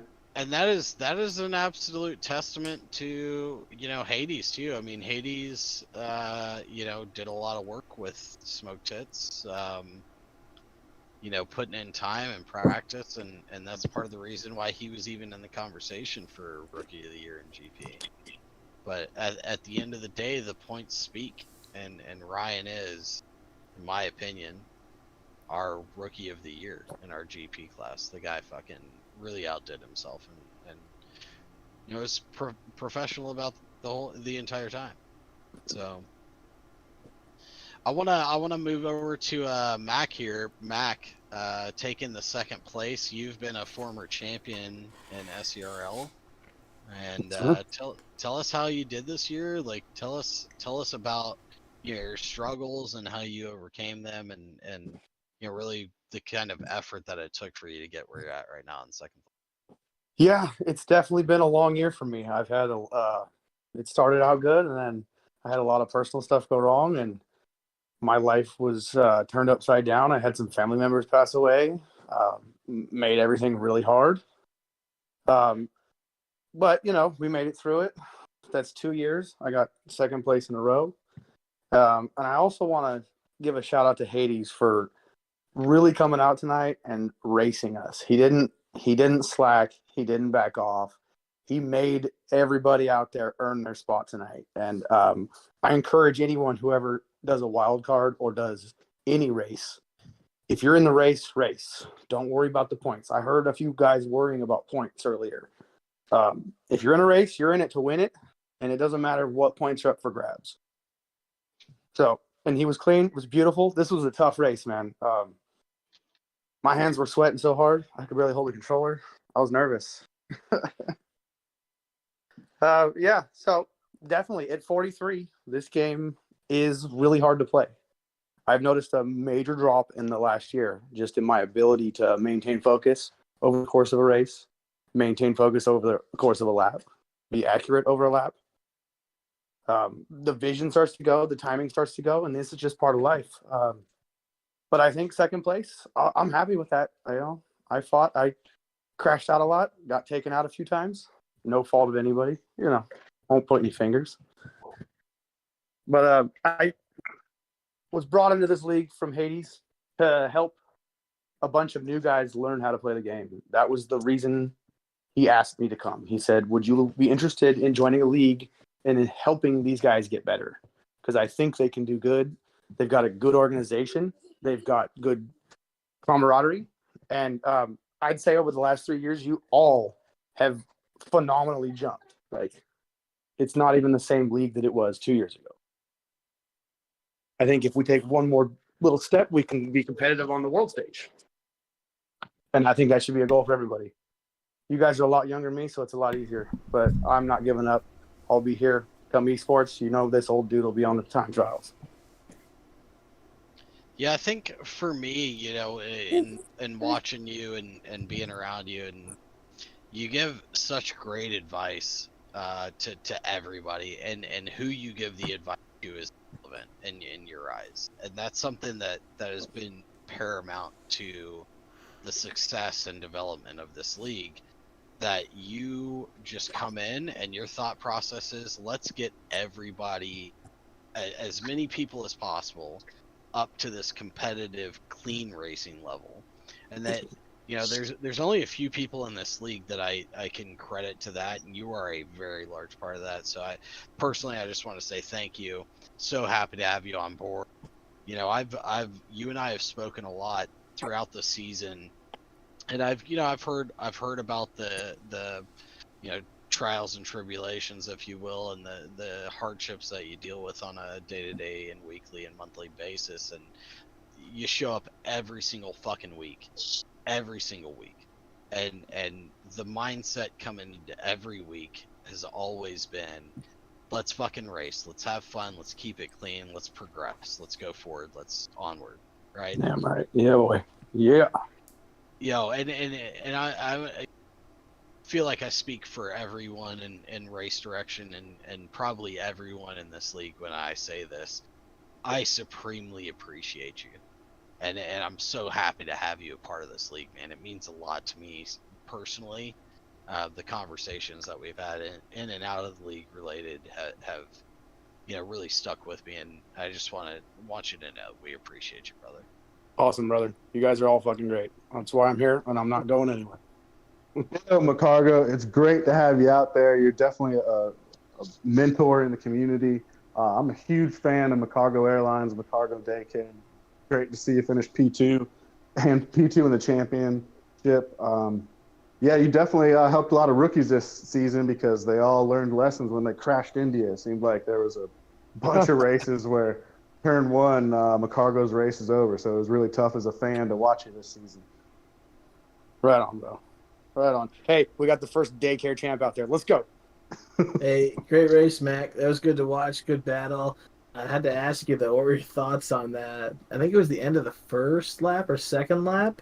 Coming into the chicane, I saw Ryan and maybe one other bike go wide, and you kind of swooped in under two of them. I think you moved yourself up into second place. So yeah, coming around the left-hander, Hades went wide, and he was way out on the curb. And I could see that he was gonna. The only way he had back on the track was to dive across the track, and he was right there at the pit lane entrance, or not the pit lane. Sorry, the long lap entrance. That was his only option, or he was gonna kill everybody. So I cut to the inside, and then as soon as they all three went wide, I just pulled up right underneath them and then slotted in right behind Jesus. It was nice. Yeah, I got some good camera action on that one. It was great to see. But I'll tell you what, man, this was the first race where I've been in a group where I didn't flinch, and I even made a little contact with Ryan right on the turn one into turn two. I made a little rub on him, and I just backed off and I let him go. I could have just pushed him right off and just been a dick, but that's what I get. My point for everybody is like, I started to push that line, and then I just backed off a little bit because that's the trust you have to have in the guy behind you and the guy in front of you. So it gives a little trust when you know that the guy's not going to take you out. And then when Hades was on my bumper, he was literally in my view. I could see his tires. And left turn, right turn, left turn. I didn't worry about him because I have that trust from previous encounters with him over laps and laps and laps that he's not going to hit me. He might touch me, but he's not going to hit me and then keep going through me. So, yeah, it was definitely a great race. It was hard. I think if I would have just kept it on the track the two times that I flew off the track, I would have been right with the front. Yeah, I agree. The pace looked like you had the pace that was there. I mean, Jesus was setting some really good lap times down. I know Ryan had the ultimate fast lap I'm looking at, but Evan had some great pace at the front. But you were sticking right with them, even if they had a few tenths on you. They weren't never out of sight, and no, it looked like you had a really good strategy going into it. Yeah, I blew off the track coming into the back section, and I was just kept doing laps, and I looked up to see Phobia was 0.8 behind me, and I had a little panic attack.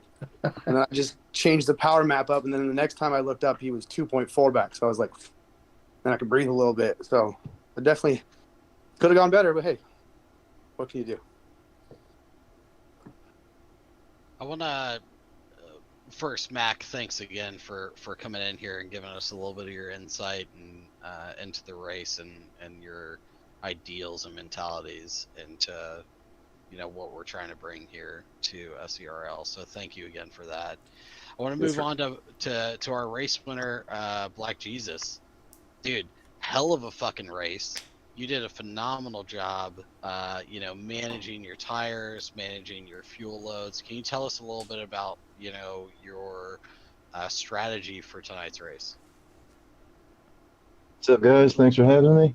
Tonight, it was pretty much, I had to win. That was the only way I was going to catch Ryan, and he still managed to hold on. I think I had to win, and he had to get fourth place for me to pass him the championship. And so, I saw I was battling with Hades. It was really fun. He had a lot for me on the first sector, and I would kind of catch him during the last sectors. Tucked the front completely on the last corner, lap 5, which allowed him to get through. And then I think he had like a little wobble on the exit of 6, I think, which got me back through again. Can I rewind a second? You said you tucked the front completely. How were you able to save that? I pretty much just let off the brakes and reapplied and straightened up the bike just to grab that traction again, because otherwise I was shooting straight off into the curbs, almost towards the pits. Stayed up, pretty far onto the outside of the track. I'm glad Hades was able to keep it on the inside without any contact. But yeah, that was sketchy. Yeah, listen, phenomenal job, dude. I did not see that when it happened, and the fact that you're able to save that. I mean, I've been there in Moto 2 in my practice in the last couple days, and I didn't save that 9 times out of 10. So phenomenal job on that. I will say you were in the talks for rookie of the year in the GP class. You came on really strong early on in the season and then had a little bit of struggles. How were you able to bounce back to get into the conversation of the top three? To be honest, I think I'll attribute it 100% to getting the Elite controller. Having the extra feedback on the vibration really helps on the braking. I think that's the big factor for me, at least. Did you have any help from some of the other riders on, setup and strategy or anything like that, or is this all of your own doing? Initially in the first few races, I had a bunch of help from Cora and Hades. They were showing me lines, helping me with the setups. Sharp Jenna as well, gave me a few setups in the beginning, and then once I found my pace, it was pretty much just running consistent practice races with these guys. That's what Yes. really did it. So, in your experience, what helped you the most outside of the assistance from the guys to help you get up to speed early on? Would you say that like running TT times, by yourself was more important, or running races with guys and seeing how they compete and the way they ride around the track was more important for you? Yeah, absolutely. I think running the practice races helped out more because if this race, me and Hades, we're cutting it up, lap after lap, going back and forth on each other. It's there's only a few people on the grid that I trust that much to do that. But yeah, it was fun. So you're pretty new to the league. I mean, this is your first year. What's your experience with GP? Is this your first game? Have you been playing for decades? I mean, tell us where you're at on your skill and knowledge of GP games. I've been playing GP since 19, I think. I only ever found real pace on this game. Um, but even before, it was always hard to find, people in online sessions that were decent that weren't always crashing. So, I played a lot of Ride 3 and 4, leading up to the release of this game. But yeah, Nice, man. Well, we're happy to have you, dude. Congratulations on your win appreciate it. again tonight. Fucking stellar performance, dude. Mm, 127, 758. Was not the fastest time, but it was fucking up there and very consistent throughout the whole race. Congratulations again. Well done. Thank you, man. Thanks to you guys for hosting as well. It was a fun league, being able to have close races year round. That's what I joined for. Thanks, buddy. We appreciate you. Ryan, I want to come over to you. You are, I think, in everybody's eyes, I hope I'm not speaking for just myself, our rookie of the year in our GP class. You came in, I think, a few races late. Correct me if I'm wrong. A few late races late, No, and I was here at the start, you were okay. Cool. I just got a at the back. bad fucking memory. So you came in, you weren't doing very well. Let's like discuss a little bit about how you were able to move up. I mean, you ended up in third place in the league for the season. How did you go about that? What got you there? Who helped you? Give us the uh, deets.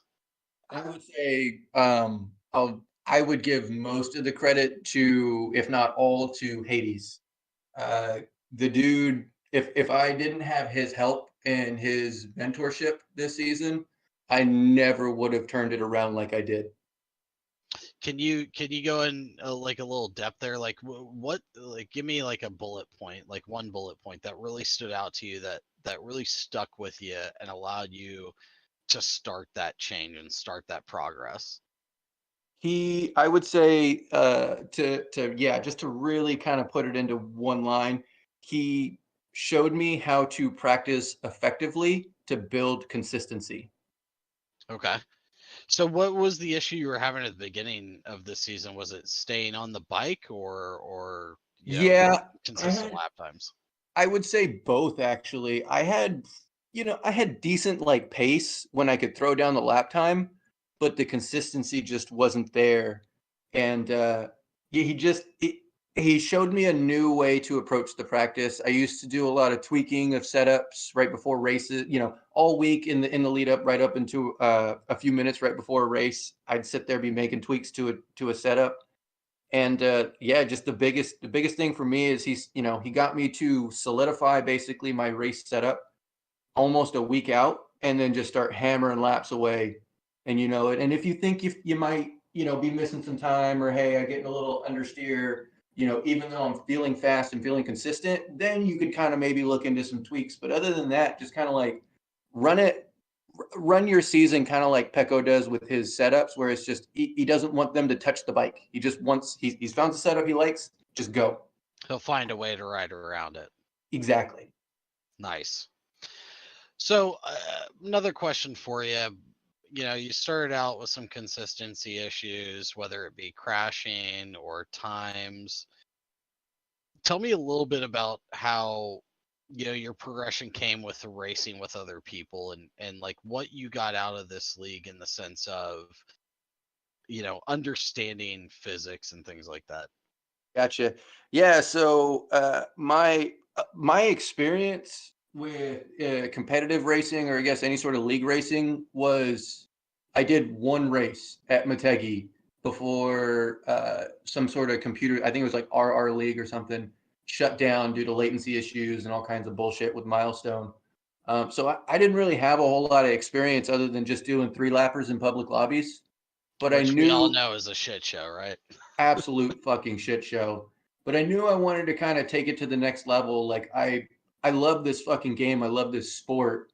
So I knew that there was a community, there was a crowd of people I could connect with that all shared that same passion, that same respect and regard for the sport. And yeah, this is I I was so sure this is the place that I needed to be. I didn't even have an Xbox. I went out and bought a Series X just to race in this league. No shit, dude. Yep.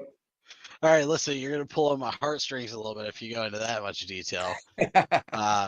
Listen, man, I'll say this from my personal experience, and I hope Nick and Cora and Hades are in agreement with me on this, and you guys are welcome to chime in. What you've brought to this league, in my opinion, is paramount. You have this mindset, from my point of view, of all I want to do is learn, be better, help, and be a part of the community. Um, and to me, for the longest time, I've been carrying the weight, so to speak, and making sure things get done and get done on time. And you've really stepped up and assisted me with that. So I want to give you props and kudos. Like, thank you so much. I'm really happy to have you around, and watching you progress on top of that is a big thing for me. So again, thank you for being here, and thank you for being a part of the league, and showing guys what it's like to really like have clean racing and progress through time. Thanks, man. I did have some issues, even through the middle of the season. I had some racecraft issues to sort Hey out. Ryan, really quick, I hear you talking. Your mic's cutting out a little bit. Oh, is it? Yeah, so much better. Thank you. Go ahead. Yeah. Yeah. I did have some racecraft issues even throughout the middle part of the season. But yeah, I'm happy that it's a lot cleaner.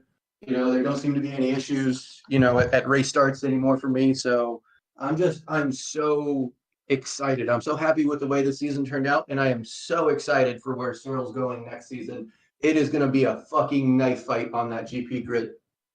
Yeah, I'm really excited to see what you can do next season too, man. Thanks again. I want to move on to our Lord and Savior, the Dark Lord, Hades. Are you with me, bud? See? Oh, you speak Spanish now. Hey, man. So before we go into anything, always a pleasure having you around. You have been, as I've said before, a consummate professional.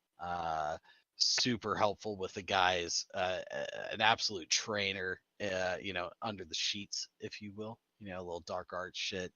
Um, tell us, tell me why you stick around. I mean, like, you could shit on half of the fucking grid, but you choose to stick around. Like, what's the deal? Why are you still here? Help me out. Um, for what happened this year alone, I mean, I went from basically pissing about with you guys to actually having to fucking try, like having to sweat out time trials and practice sessions because it was never going to be easy races. I mean, even today, like, it's just testament to how far this league has come. Like, and that was ultimately all I ever wanted was some really fast guys who were on my level to race with because I couldn't find it anywhere. And that's happened, you know. It sounds like this SERL league has turned into the Dark Lord Hades league. No, I mean, like, the one thing I've always been aware of is that it's same for, like, I throw a setup out, it's not always going to work. And at the same point, I know my advice isn't going to stick for everyone.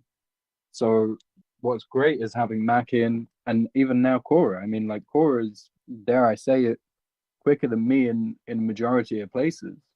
And Cora gives, you've now got three inputs of extremely fast people who know how to race and know how to race effectively, giving advice. So it's definitely helped. And I mean, you can see it in just the progression levels from everyone. You go back and look at the first three races of any of the groups, and then look at the last race. Like, the speed has improved, the consistency has improved. Everyone's just overall improving, which is amazing. It's gonna hopefully go over into next season as well. No, it absolutely has. And, I'm glad that you bring up Papa Wheelie, Mr. Miggity Mac Cargo, the daddy of them all, and Cora, because these guys, both of them have attempted to help me. And it hasn't stuck. My riding style in this game does not suit the setups that Mac or Cora brings to the table. Have they attempted to try? Absolutely. I mean, I would stretch to say that Cora has tried to beat it into me, with respect. But for me, my writing style is probably more similar to yours, but it's absolutely helped me out. I mean, when you came into the league for me, I would say I'll still say I'm slow, but I was very slow in comparison. And when you came in and started giving setups and kind of coaching me through things in the limited amount of time that I have to be able to play this game, has made a huge difference in my ability to compete. Um, this week for me has been a huge example of that. To give you credit, I was 3-4 seconds off of um, Nightcrawl's times earlier in this week, and I do arcing back to some of the things that you have told me over the last couple of years, and I go, oh shit, maybe I should try this, maybe I should try that. Like Hades, that we have similar writing styles, I'm gonna try to do this. And so especially for me, it's brought a lot to my ability to be able to compete. And so I know that goes every which way, and guys like you and Mac and Cora absolutely bring this level of competition, and specifically clean competition. Clean is the key word. Clean competition up, to a level that we all want to see going forward is phenomenal to me. And so I just want to say thank you.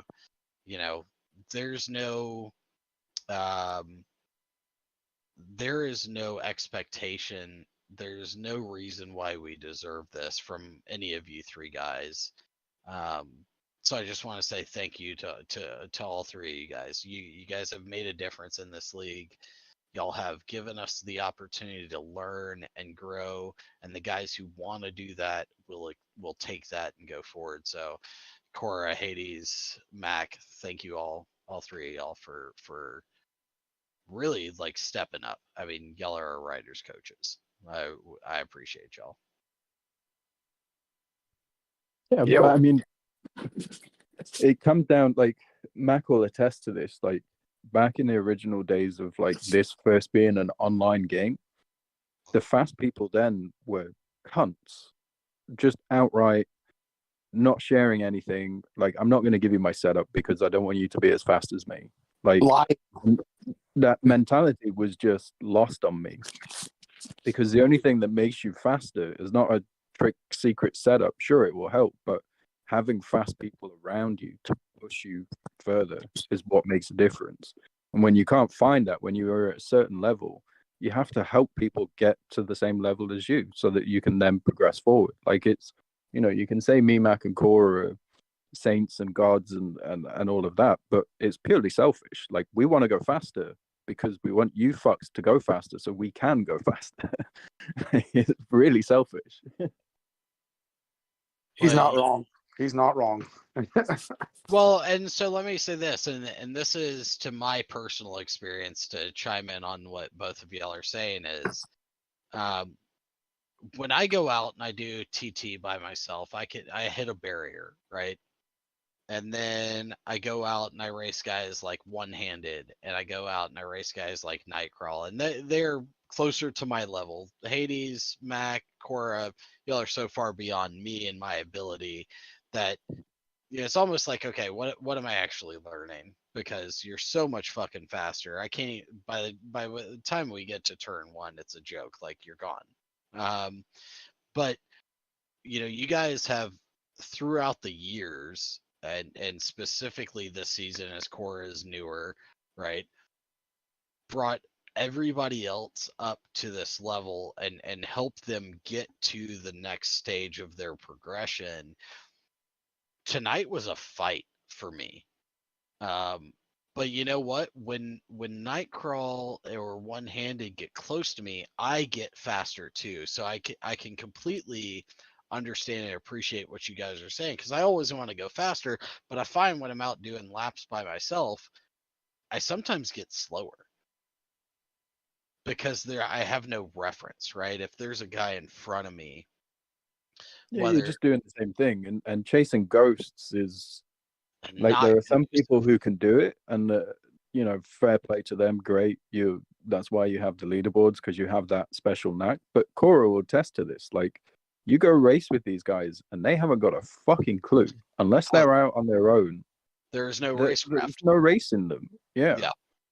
And you put them under the slightest bit of pressure, and bye, Felicia. They're gone at the first opportunity. Yeah, and that's a big thing for me, and being around Hades, yourself has been really big for me personally, because you will fucking harass me on track. You're 2-3 seconds a lap faster than me, whatever, but you'll get behind me and you'll push me and you'll push me and you'll push me, and until I make a mistake, which is great, right? There's pros and cons to that. The con is it gets frustrating as fuck, and I hate you for it. But the other side of that is it teaches, right?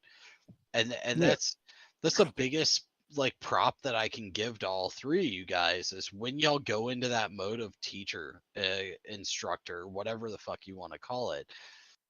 You guys are really teaching some very important lessons in the sense of racecraft, and that, in my opinion, and I haven't been around for every esports league that's out there right now, but like, that is the thing that you guys bring to the table that nobody else has. You guys go out there, you ride asses, you ride slower, you're up in somebody's fucking tailpipe just to teach them. And I don't think anybody else gets that.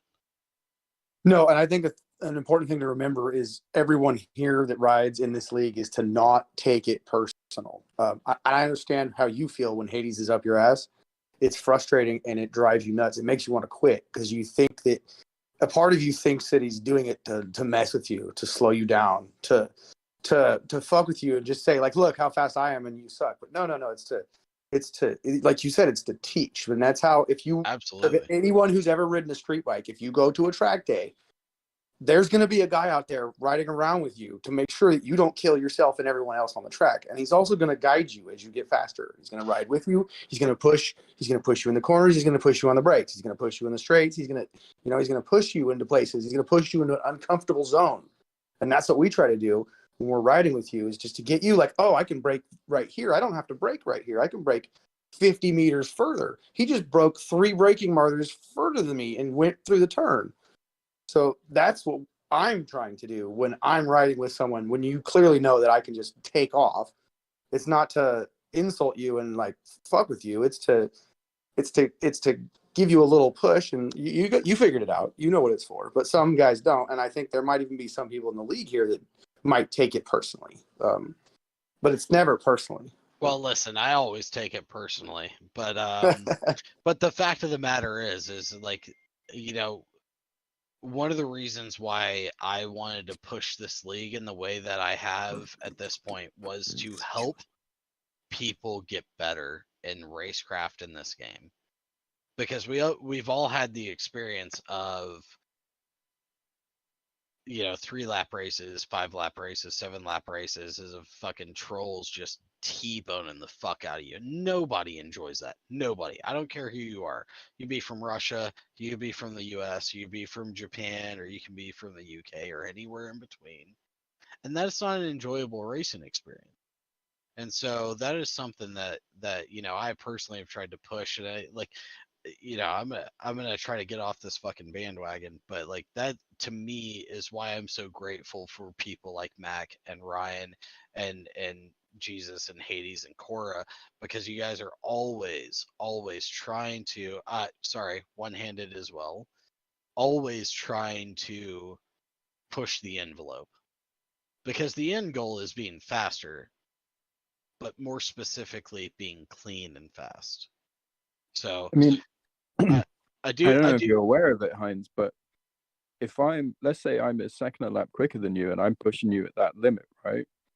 You know where your limits are now. And I think that's testament to the first half of your season.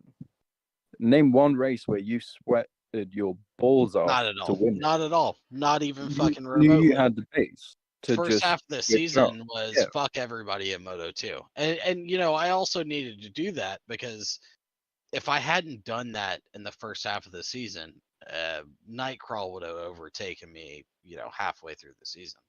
I had to do that. You know, and but you're right. At the end of the day, you know, this skill and this learning, this teaching that you guys provide is the whole reason we're in the situation we're in right now, which is the whole fucking goal. It is the only fucking goal for me, is getting everybody to a stage of clean, fun racing. That is Yeah, I my mean, goal. like, just go to LaSalle. I don't know where Jesus finished at LaSalle, but I know I didn't see him anywhere. No, not in the top, not in the top fucking 5. Fast forward to this race, he went toe to toe with me for 7 laps. Yeah. Yeah, Like, and that wasn't fucking around with him. I was beat your fucking ass. Yeah, I was at the point where the only way I could overtake him was if he made a mistake. But then to overtake him, I had to make a mistake. So it was, you know, it becomes more tactical. And that's more than anything what I've looked for, is something to fucking stimulate my mind in this game. Absolutely. All right, so I want to move on to one last person. One-handed. One of my closest fucking friends. One-handed. Albert, are you with me, buddy? Oh no. He stepped away. Look at what you've done. I know. This is your moment, One Hand. Y'all do me a favor and chitter chatter while I get him on. All right. There he is. All this because of one? One-handed. One of my favorite fucking people on this planet. Okay. Walk me through your season. Tell us the trials, the tribulations, your progressions, everything. Give me the deets. Well, I think I started off pretty strong, and then the season started, and then like something was weird with my gameplay. So then 3 races in, I got a new TV, and then it was better. But then I feel like I had some good pace, for most of the races, but would get either crashed out or stuck behind people. So my off season is going to be trying to learn how to fucking pass people for next season. But yeah, it was pretty fun. I had a good time. I felt like I got faster and faster. Just like you guys were saying, like with the help that Hades and Mac and Cora kept on fueling the fire or whatever, and so it was really fun, and I had a good time. It was just a little frustrating, but I think that's what you want, right? You want something that's going to be like you're freaking hard charging, and it's like what everybody else is saying. It's just that's what you want to race. You don't want to just have like laps where you're just either faster than people or slower than people. You want to like pass people and have fights and battles and stuff. And that's what we all like about motorcycle racing in general anyway. So, I mean, that's what we kind of want to do. And yeah, I had a really good time. A little frustrated at the end, but it's good times, man. I'm ready for next season. So I wanna give you props because I watched from my point of view some of your struggle, and they were not necessarily of your own doing. We saw through quite a few races, 6, 7, 8 races almost. It feels like that you were kind of getting punted off track. He's Moto 2 Mac.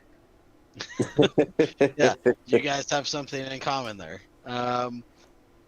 So how were like you were able to dig inside and choose to continue. I don't know that I would have been capable of doing that.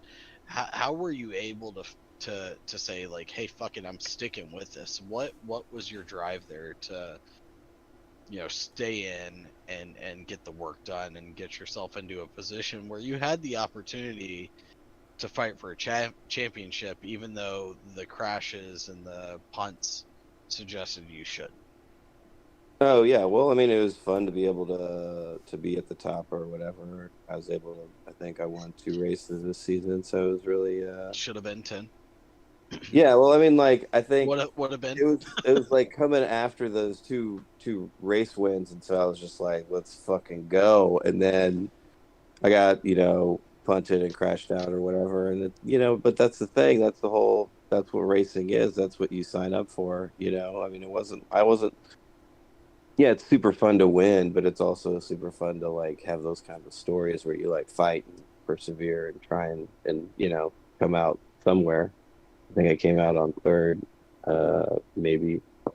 But yeah, it was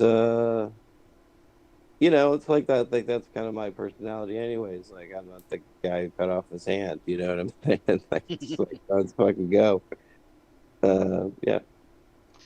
All right, I've one more question for you. I don't want to keep anybody up too much later. So you have been this like consummate professional, like so many other people that we've heard from earlier tonight, and you say things in the way that they are, and you react to things in the way that they are, but you do it in a really professional manner, and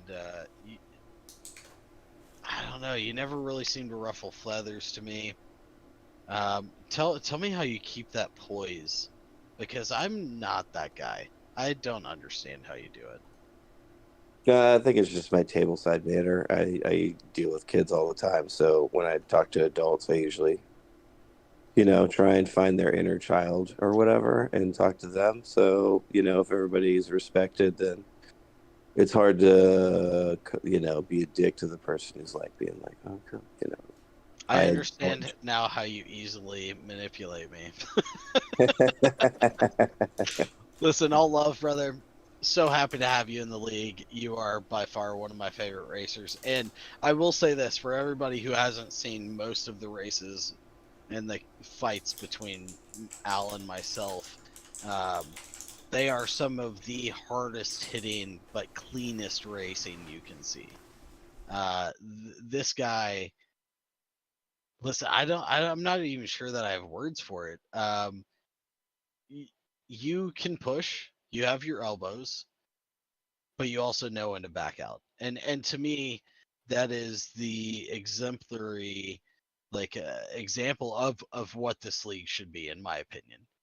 You can go out there, you can fight, you can put your elbows out, but you can keep it as clean as possible. I'm really disappointed that you've been taken out so many times this season. Personally, that's a hard thing for me to watch happen because I know how clean of a racer you are. But I'm so happy to have you around, man, and still have you here, even though all the bullshit this season. So again, thank you. I've watched you also give great advice to other racers, myself included. There have been things that you told me that nobody else knows, which is why I came in the top 3 tonight. Go fuck yourself, Negro. Bullshit. Uh, That's bullshit. We talk. Nah, you're not friends with him like I am, dude. You live in Australia. Go fuck I yourself. to touch on what you said, I have one vote for Al being the cleanest racer in the league because he is Absolutely. a pleasure to race with. 100%. Well, that's very Completely nice of you to say. Thank you very much. completely agree.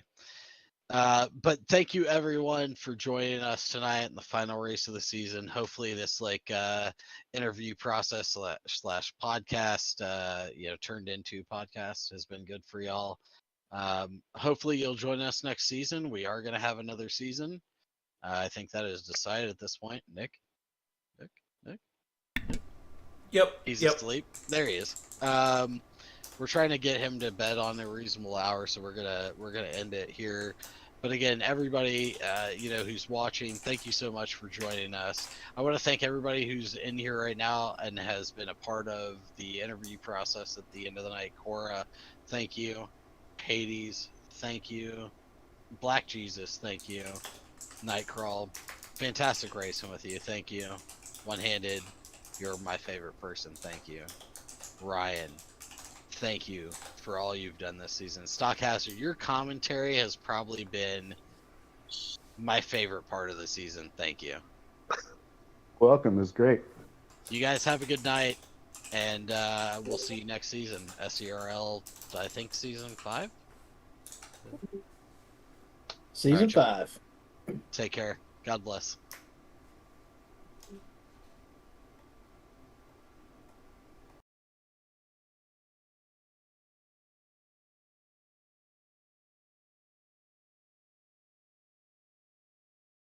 Bye.